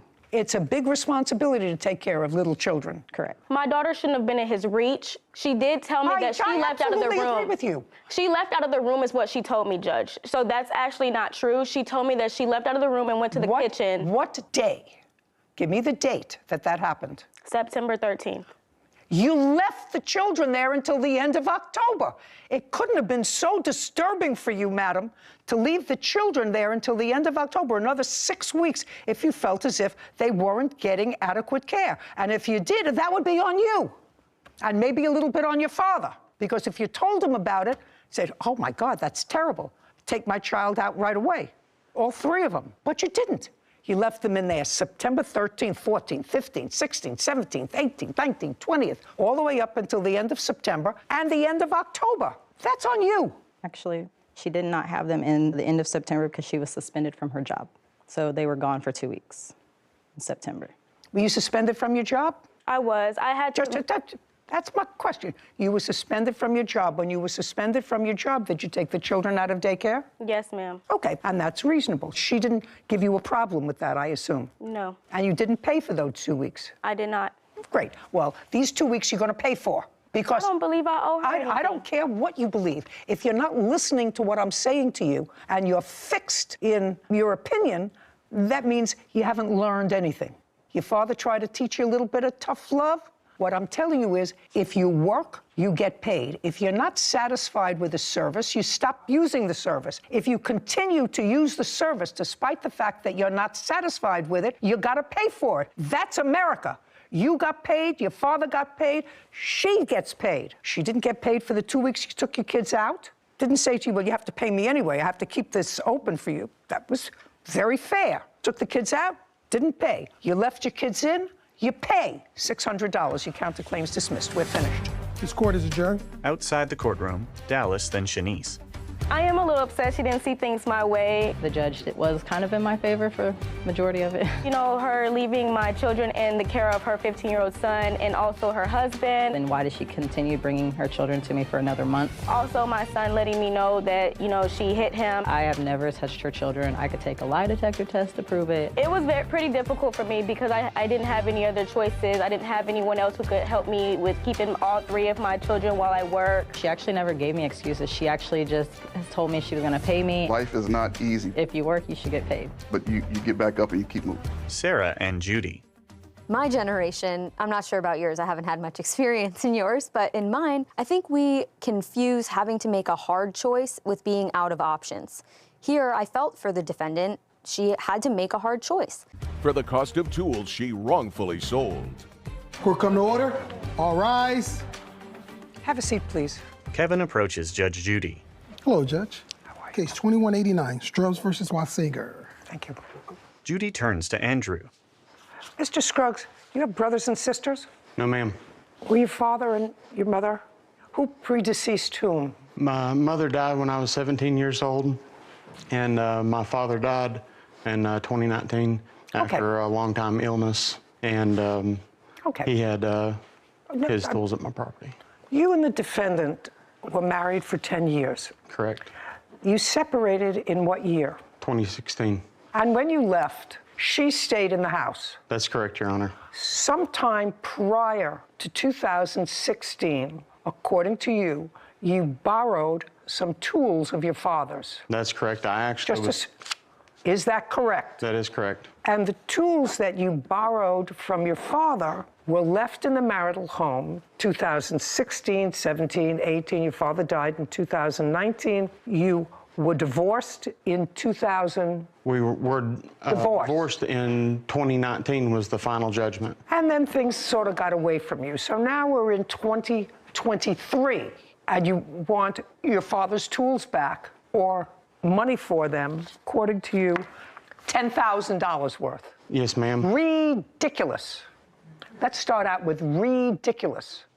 Where were you in 2019? 2019 is when my father died, and shortly after he died, I was taking care of his affairs, and we still had an ongoing court case that consisted of our minor children at the time, and I was under advisement of my attorney. Don't tell me what your attorney advised you. It's hearsay. You did nothing with regard to the tools. In what year did you borrow the tools from your father? It was 2013. I brought the tools over to my storage shed, and... Mr. Scruggs, you gotta let it go. You haven't had the tools in 7 years. You've been out of the house since 2016? 2016. What, Your Honor? And you've been, look at you, and you've been living. Who is this? This is my current wife. So, you got divorced, you remarried. When did you remarry? I got remarried in 2018. Well, so you found time to get married, right? Just a second. That's a yes or a no. Yes, you found time to get married. Yes, ma'am. Did you have a big wedding? No, ma'am. You had a small wedding. Do you have any children? Yes, ma'am. With your current wife? Yes, ma'am. How many? One child. How old? She's 5. So you managed to have a baby. All I'm suggesting to you is, sir, how many different jobs did you have since 2016? I've had 2 different employers. Since 2016, so you also looked for another job and found another job. So let's see, you got married, you had a child, you changed jobs, but all of a sudden in 2023, the tools are important. Now, how many children did you and the defendant have? 2 children. How old are they? I have a 14-year-old and an 8-year-old. You pay child support? No, ma'am. How come?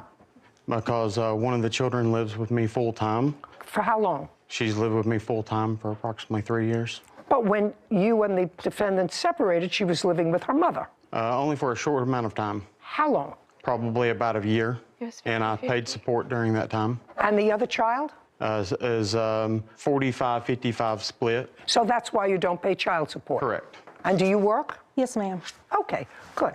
And at some point, so what do you want to say and why? Just that the reason we were not able to do anything about the tools was that she had an order of protection. The tools are stupid. Was that she had an order of protection against him. The tools are stupid. Orders of protection don't disqualify you from coming to small claims court. They said that it wasn't able to. Oh, no, what's a they? Oz? You were allowed to come for small claims court, file a petition and say, these tools belong to me. He didn't do it during the divorce. He didn't do it before your wedding. He didn't do it after your wedding. He didn't do it before your daughter was born. He didn't do it till after your daughter was born. She's now 5 years old. It's 10 years after the tools were moved from your father's house into the marital home. That would be a fair statement, 10 years. You said 2013, we're now in 2023. Correct, and Your Honor, I do have here where my dad filed a police report where he was trying to recover the tools. Well, unfortunately... And the defendant here obviously lied to this officer here and told them that I didn't retrieve... So what? I want you to forget $10,000, sir. It's not happening for you. Put a period. The only thing that I'm going to consider is she did, in fact, sell the tools. That she acknowledges. Now, she can't sell something that doesn't belong to her. And in what year did you sell the tools? I sold the tools. Our divorce was signed in 2018. They had gotten married. He'd quit paying a mortgage, so I had to find a way to pay. Just a second. Yes, ma'am. Can't you just tell me, in what year did you sell the tools? It was on and off between August and October of 2018. So you sold them piecemeal? Yes, ma'am. And you remember that, so you must have put an ad someplace. I put an ad on Craigslist because I needed to pay the mortgage. And I didn't only sell his tools, I sold jewelry that was mine. I get it, but you sold it? Yes, ma'am. Okay. Do you have an inventory about... First of all, they weren't his tools, they were his father's tools. But I've asked him whether or not he was an only child. He is an only child, so he would stand to inherit these tools unless there was another child that he doesn't know about because his mother predeceased his father. So... Your Honor, I do have an inventory from that my father don't care. Understand this. I don't care. Caption coming up. How do you know it was $1,000 if you sold them over a 3 or 4 month period? And if the answer to that is I don't know, or I pulled out the number from my behind, then that's an answer. But not that I sold the tools to put food on the table for my children. That's not an answer. And later today. I do have a witness that I brought with me, my daughter, who actually did see. You sure you want to do that? Are you sure you want to do that? Be very careful, Miss Vieira. Are you sure you want to put her there for me to question? Are you sure? A courthouse. The Judy Justice logo appears. In the courtroom, Andrew and Lori. Andrew Scruggs claims his ex-wife, Lori Watsager, wrongfully sold his father's tools and kept the money. You let it lapse too long. Your father died 4 years ago. You and the defendant is separated for 6 years. The tools were there for 10 years. Courts don't care. We use a whole bunch of things, statute of limitations, we use latches, we use all kinds of terms when people don't act quickly to assert their rights to something. Because we don't want to be bothered with what happened 10 years ago and 12 years ago with this kind of nonsense. We do it with certain things that are important. Crimes are important. So sometimes we let statute of limitations get blurry, but not this. But you sold the tools. You had no right to sell the tools, so he's entitled to the money that you got for selling the tools. Now, according to you, you sold all the tools for how much? $1,000. And how do you know it was $1,000? Because you say you sold it over a period of time. Because I have the paperwork where I had submitted so many payments to the mortgage because I sold them just to pay the mortgage and to feed the kids. Listen, I'm going to get out my violin, madam. I asked you a specific question. Yes, ma'am. My specific question is, how do you know it was $1,000 if you sold them over a 3 or 4 month period? And if the answer to that is I don't know, or I pulled out the number from my behind, then that's an answer. But not that I sold the tools to put food on the table for my children. That's not an answer. How do you know it was $1,000? Because I had put that money into the bank. I paid the mortgage with it. Your Honor, you're exactly right. The defendant here is a liar and a manipulator. Just a second. And she will tell you whatever she thinks that you want to hear. Well, that's true, sir.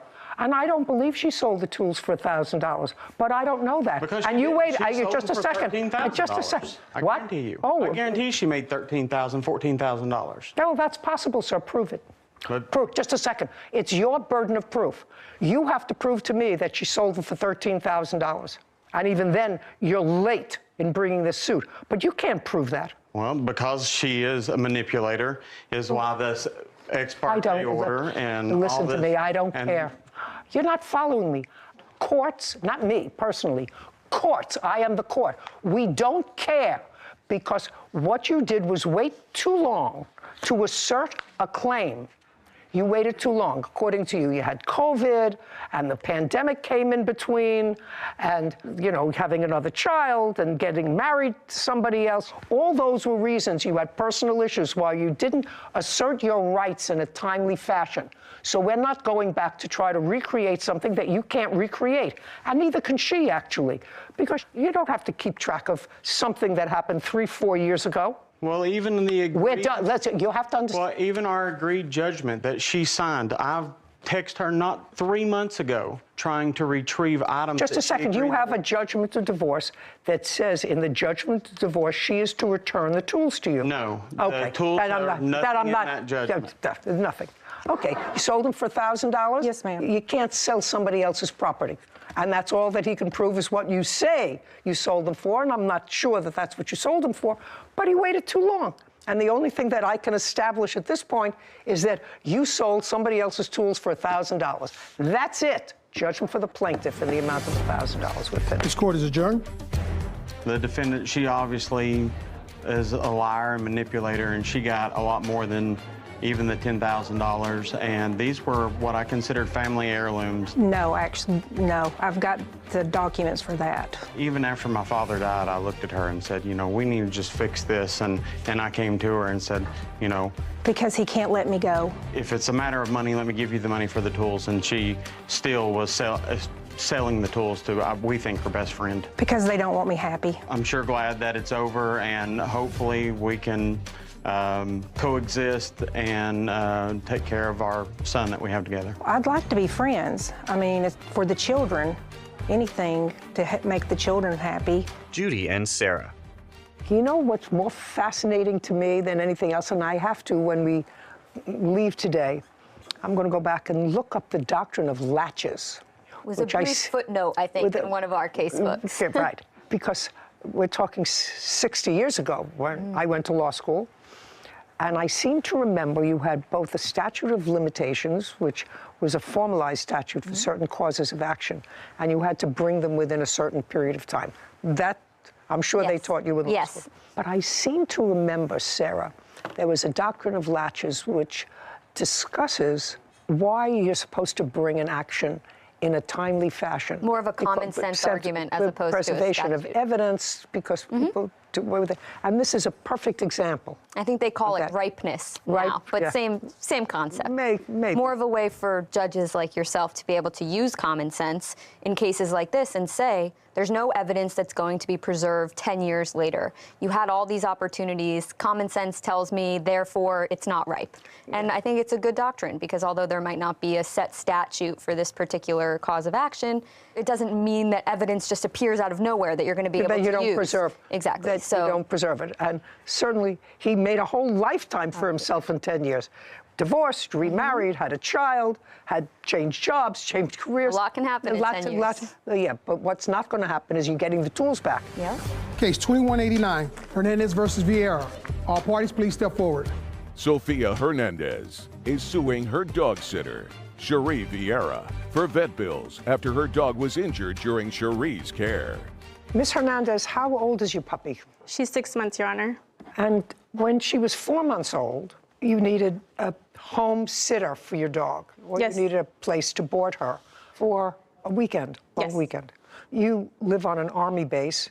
A naval base. Naval base. Does the defendant live on the base as well? Yes, Your Honor. And she approached you or whatever and said that she was available for sitting. Is that what you do to make some extra money? Yes, Your Honor.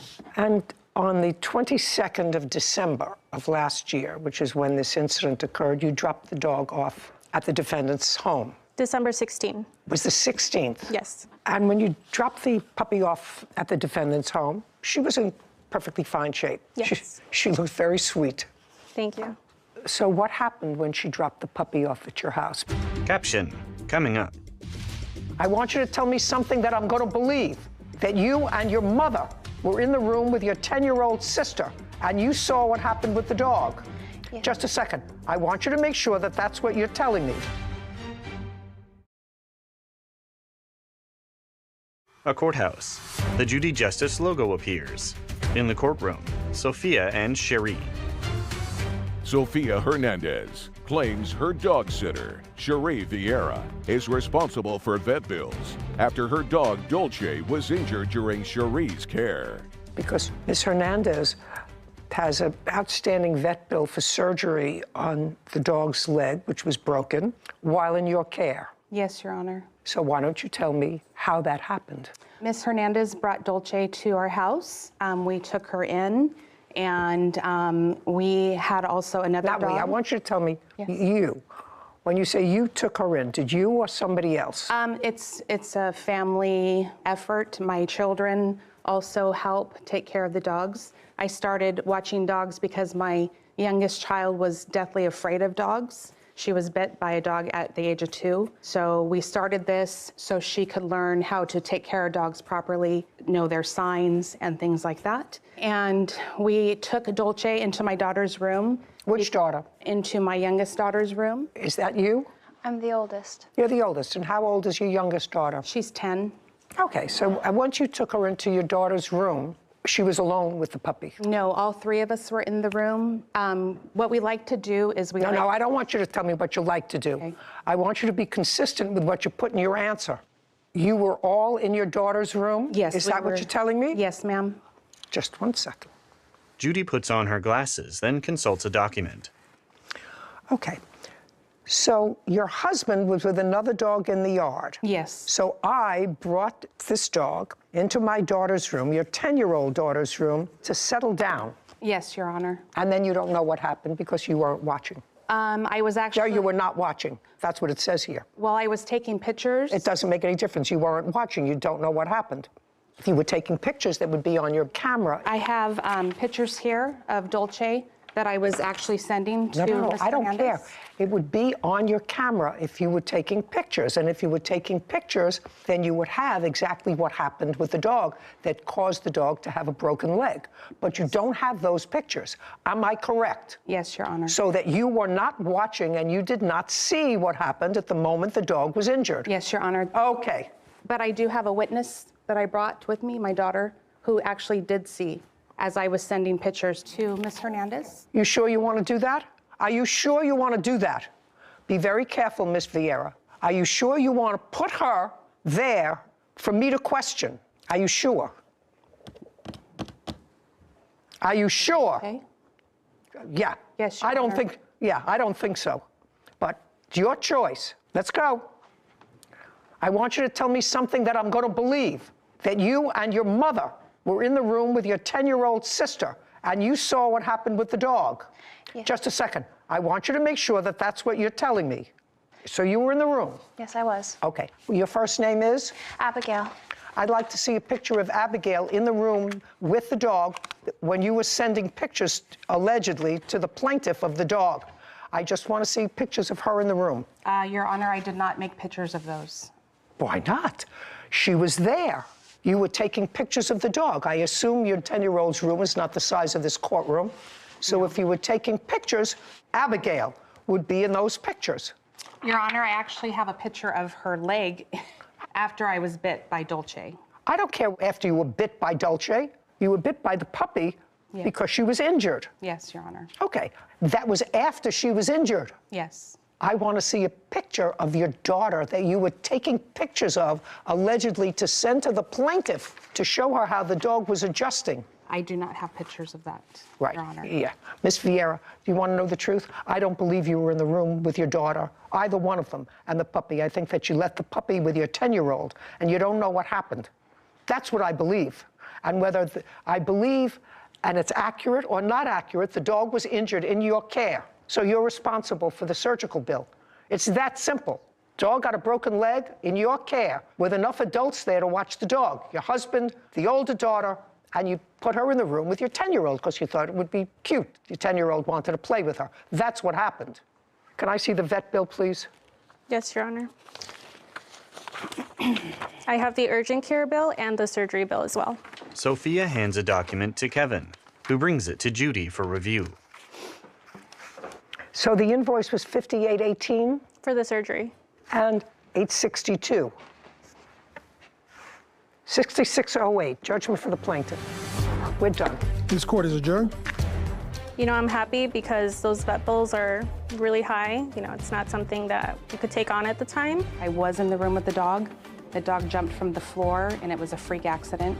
But my dog was healthy, you know. She had just been at the vet. She's gotten her shots. She was healthy. I still don't know. I researched online. I think maybe that the dog already had an injury prior. She was at my house 25 minutes. I would never drop off my dog like that. She jumped up to retrieve a toy out of my daughter's hand from the floor, a fluffy carpet, and she landed and cried. With a pre-existing condition, I would watch her myself. About 3 minutes after, I called her mom to let her know that she was hurt, injured. You know, my heart dropped. You know, I was upset we didn't go on the trip, but she's my baby.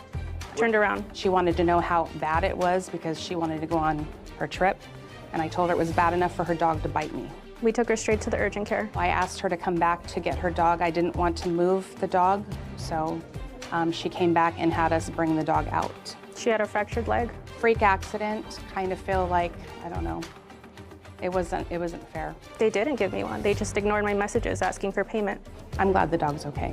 Dulce's great. Her leg is healed. She's on a recovery program. Judy and Sarah.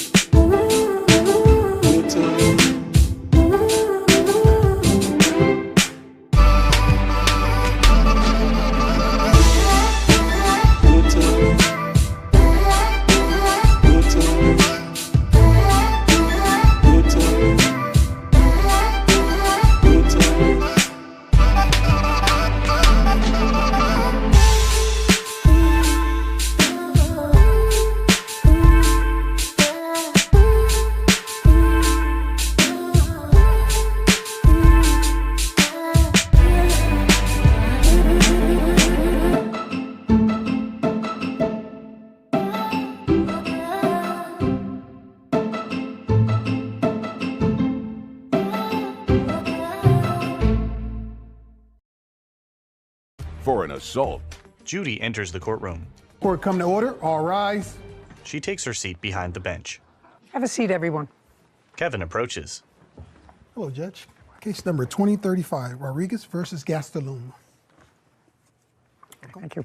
Mr. Rodriguez, Yes. what kind of a premises do you live in, sir? It's a 4-bedroom house. And I see here that you rent out some of the rooms in order to assist with your mortgage. That's correct. How many rooms do you rent out? 3. And who lives in the other? Right now it's Kathleen Meister, and then I have 2 other roommates. And you use one room? Correct. When did you rent a room to the defendant? It was January 22. And what was the rent that you were charging him? $750 a month. When he came to you, did he have a dog? No. When did you move in? About late January. Give me a day. 22nd. And you moved in alone? Yes, ma'am. Paid your rent on time? Yes, ma'am. February, paid your rent on time? Yes, ma'am. Lived there alone? Yes, ma'am. What about March? Did I live there alone in March also? Yes, ma'am. When did you get a dog? I've had my dog No, when did you get a dog that you brought into the house? April 22nd, 23rd. So several months after you moved in? Is not an answer. Yes, ma'am. And before you moved the dog in, did you have a discussion with the plaintiff? Yes, ma'am. Just prior to moving in with the dog. And what was the discussion that you had with the plaintiff? That if it was okay if I were to bring my dog that I had in Alaska, since I've had him since he was about 6-7 weeks. And where had he been in the last 2 months? He was still in Alaska staying with close friends, and I flew to Seattle, shipped my truck and all my belongings to Seattle and drove here. From Seattle, my dog, the person who was watching him, drove from Alaska to Montana, and I had gone to Montana to pick him up. So you asked Mr. Rodriguez if it was okay if you brought your dog. Yes, ma'am. And what did he say? Yes. Did he say anything else? He said, just clean Now up. look at me. He said, Did he say anything else clean other up than... after the dog, make sure that the dogs don't fight, and just take care of him. Okay. Nothing about him staying out of the house? He said he wouldn't prefer him to be around the house, but he would not. It would be okay for him to be in my room. In your room? Mm-hmm. The dog stayed with me in that room a few nights, and he knowingly knew about it. No, I don't want to know what he knew. I want to know what your arrangement was. So your arrangement with him, according to you, now, I haven't asked him, but according to you, is that you asked him if you could bring your dog. He said okay for the dog to stay outside, but could stay in your room. He said he didn't want him in the living area. My dog could also be in the garage or in your room. And was everything okay in April when you brought the dog? Yeah, everything was What fine. about May? May, I was looking for a new place. I was homeless because I had spent 5 days in jail. Oh, I'm talking about before you went to jail, sir. Before you went to jail, because this case is about an assault, which is what the plaintiff is claiming. Plaintiff is claiming that you assaulted him in the home, and that took place on April 30th. That was shortly after your dog arrived. Yes, ma'am. Okay. And the dog was the reason for the altercation. A part of because the reason, but that's in how it started. February, March, and up until April, the end of April, when the dog was there, I see no evidence here that there was any difficulty. You're right.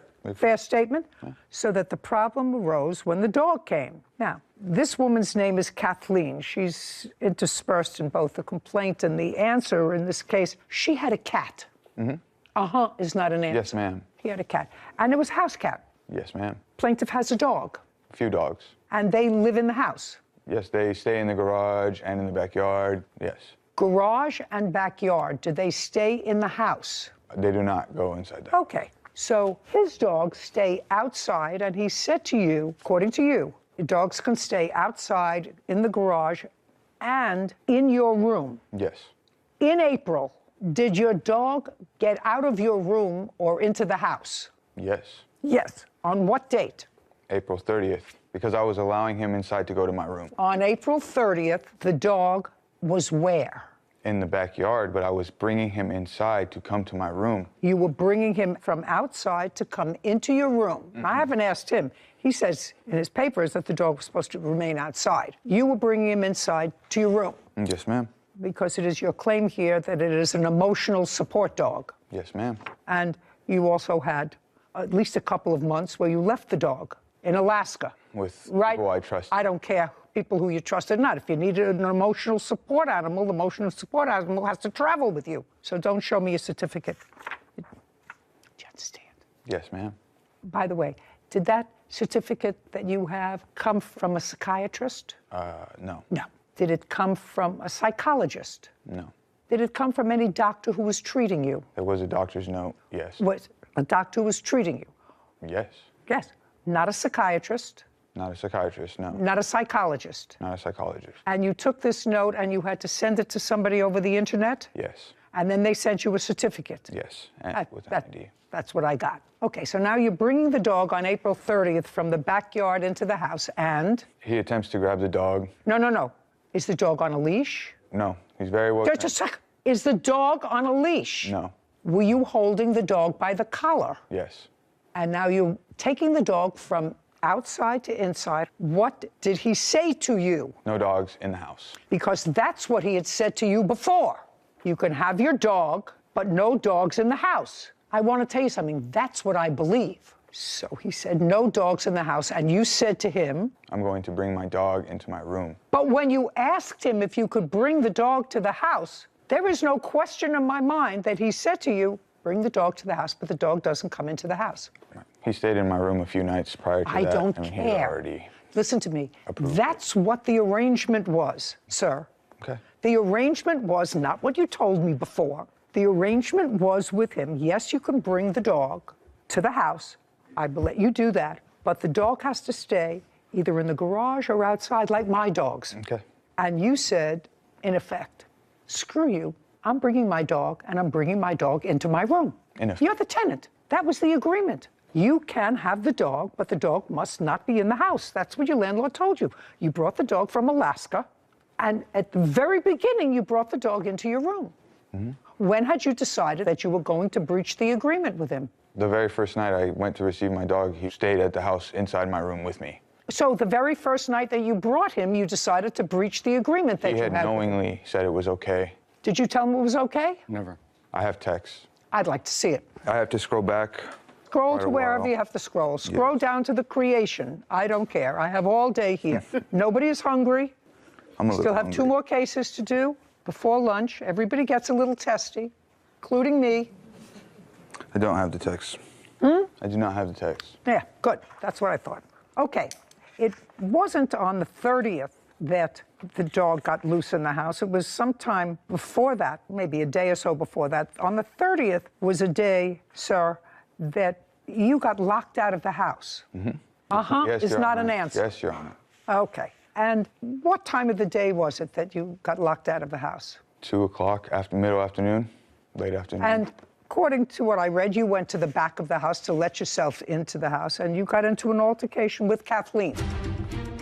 Absolutely, she shouldn't have put her hands on and slapped you because you were fresh. Because you wouldn't be fresh to me, right? Fresh? Fresh. That's what you say to a child. Fresh. How old are you? 65. How old are you? 25. That's fresh. A courthouse. The Judy Justice logo appears. In the courtroom, Armando and Samuel. Armando Rodriguez claims his former tenant, Samuel Gastelum, is responsible for damages from an assault. Samuel says he was the one assaulted and falsely arrested. Now, you got into an altercation with Kathleen. Not quite, Your Honor. Well, tell me what happened. I had been outside, I went out the garage, and I was playing a time-sensitive game on my Xbox. So I was going back to the room, and I knocked on the garage door. No one answered, knocked on it a few times, pounded. Then I went back around and knocked on the sliding glass door a few times, one of the few times. Finally, Kathleen comes up and answers the door. At that point, I've been out there for about 10 minutes. So I'm upset. I'm like, who locked me out? Who locked the door? She gets completely defensive. She says, it wasn't me, it wasn't me. And I'm like, I'm asking who it was, because Armando and I had discussed. Because you're on a time-sensitive video game. Yes, Your Honor. Yes, Your Honor. So you were on a time-sensitive video game. Something How old are you? 25 years old. Okay, so now you're on a time-sensitive video game and somebody either on purpose or accidentally locked the door, and you think it's Kathleen. No, I did not accuse anyone. I just asked was who locked me out, because I had been locked out earlier that week, again, earlier by Armando. Just a second, did you have a key to the house? On my... No. Did you have... I had a front door key, not to the garage door, not to the sliding door. But you had a front door key. Yes, Your Honor, but there's a gate. There's a big fence, and I didn't have a key to the gate that was locked. You couldn't get into the house, even with your front door key. Yes, Your Honor. Is that what you're telling me? Yes, Your Honor. Okay. Now, after you had a conversation with her, there was no physicality between the two of you. Not at that moment, but once Armando came around the corner, he's like, it was me who locked you out. So me and him No, just a second. He said, it was me that locked you out. Did he say he did that on purpose, or was it was an accident, is what did he said. say? Okay, so he said it was me that locked you out. It was an accident. It wasn't the first time. It's not. Yes, Your Honor. That's yes. First, second, I've locked my children out of the house many times, sometimes on purpose, I'm not his sometimes child. by accident. I'm his roommate. It doesn't make any difference. So he said to you, it was an accident. And you said to him, It's happened before. And he said to you, those were accidents also. Okay. And he said those were accidents also. Yes. And you said to him, I said you need to be more attentive, more aware. If someone had just walked out and left the door unlocked, you should probably go and see if anyone's out there before you turn around and lock the door. And he said? He said he apologized. Okay, so he said, I apologize. Yes. Okay, what's next? Throughout that whole conversation, me and him are arguing Okay, back and but forth. at the end, he said, I'm sorry. He said, I apologize. It's not so clear-cut. It's not Well, it's at the end of this back and forth. You should have been more careful. You should look to see who's at the door. You've done it before.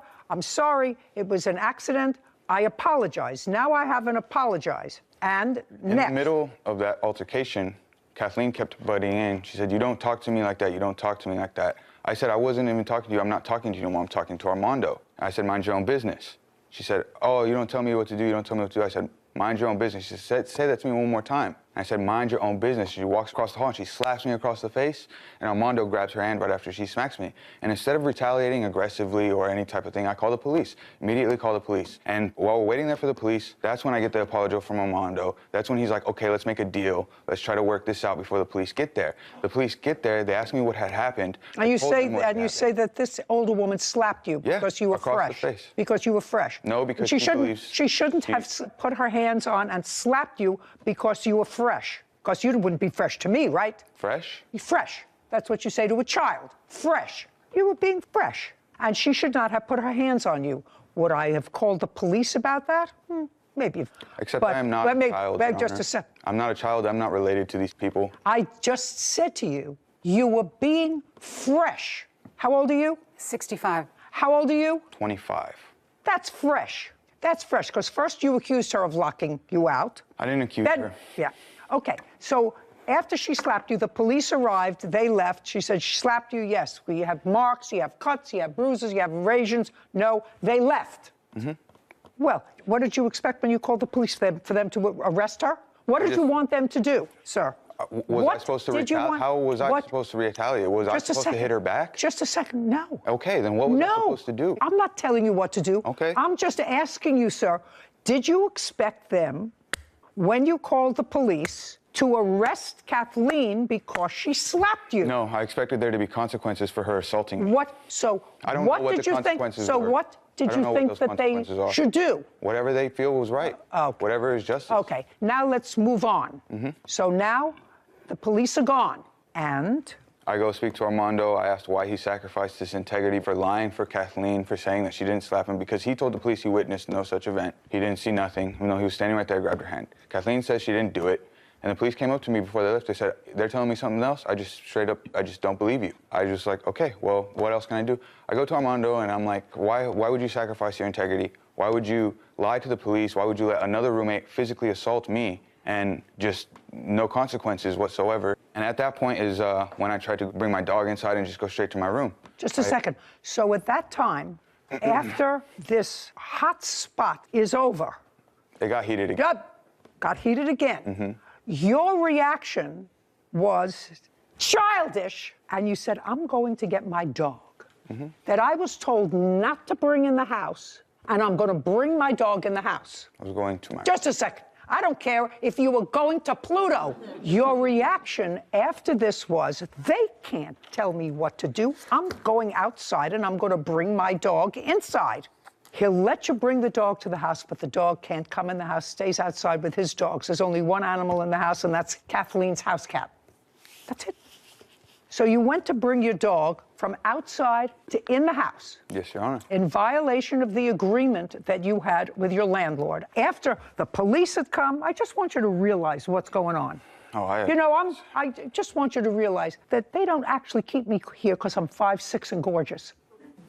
I understand what happened when you were disappointed that Kathleen had slapped you like a child because you were fresh. And she's not your mother, and she had no right, even your mother doesn't have a right to put their hands on you. Correct. But you got slapped, not injured, no broken jaw, no broken skin. Police didn't see anything because if they did, they would have arrested somebody. And they left. And you were royally miffed. Because you got locked out of the house for which she apologized, you missed your time-sensitive video game. Now, I'm not sure what that is, because I'm not a 25-year-old idiot that plays video games during the day. Caption coming up. A courthouse. The Judy Justice logo appears. In the courtroom, Armando and Samuel. Armando Rodriguez is accusing his former roommate, Samuel Gastelum, of breaking their rental agreement and assaulting him. Samuel claims he was falsely arrested after Armando lied to the police.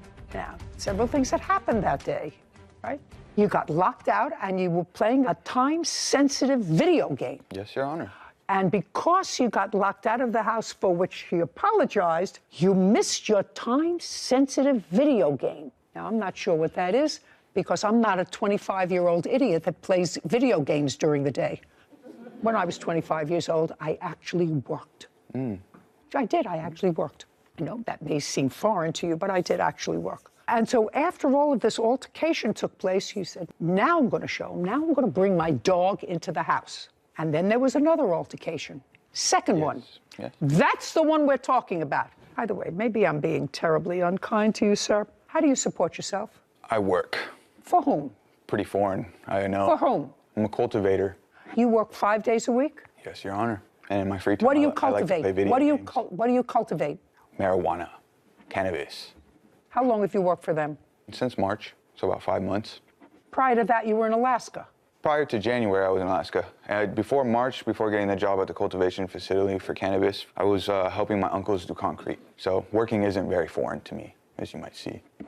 Prior to March, you were working with your uncles in concrete. Yes, Where? Your Honor. In Victorville, in California. You were working, you were working for your uncle prior to March, getting a job as a cultivator. And what I want to know is, how long had you been separated from your emotional support dog? I spent 4 months away from him, and those 4 months were from January to April. For finding a January, job. February, March, April. And what were you doing in Alaska? I was born and raised in Alaska. Alaska is not a that's not a job, sir. What were you doing in Alaska? I was, for the last 6 months of my time in Alaska, I was a bud tender. Okay, tell me what happened after the dog incident. Well, the dog comes in. He says that he's not going to follow house rules anymore. And he says as of right now, he's going to do what he wants to do. So he just gets the dog from the backyard and he comes inside the house. And I feel that it's my responsibility to enforce the house rules. So I physically grab his dog and I move the dog from inside the house to the backyard. That happens once. He gets the dog and then he physically puts him back in the house. Where in the house? This is, you could say, the kitchen area. So now I basically attempt to repeat what I did the first time. So I physically grab the dog a second time and I'm now physically taking him out, at which point he gets from behind me and he puts me into a chokehold and I black out. I come to, I look for my phone, I find my phone, dial 911, police show up like in maybe 2 or 3 minutes and I'm still trying to get. And that's the assault that you are referring to today. Did the EMS check you out? I was taken to the hospital. May I see the report? Yeah, I got a report and then I have. He produces a document. The bills associated with Was Kathleen a witness to this? She saw. No, don't tell me what she saw. Was she a witness to any part of that? Yeah, Yes or no? yeah. Okay. Would you step up, please? Kathleen stands at Armando's side. Tell me at what point you came in on this altercation? When they were arguing about the dog. The first time or the second time? Well, you don't know whether...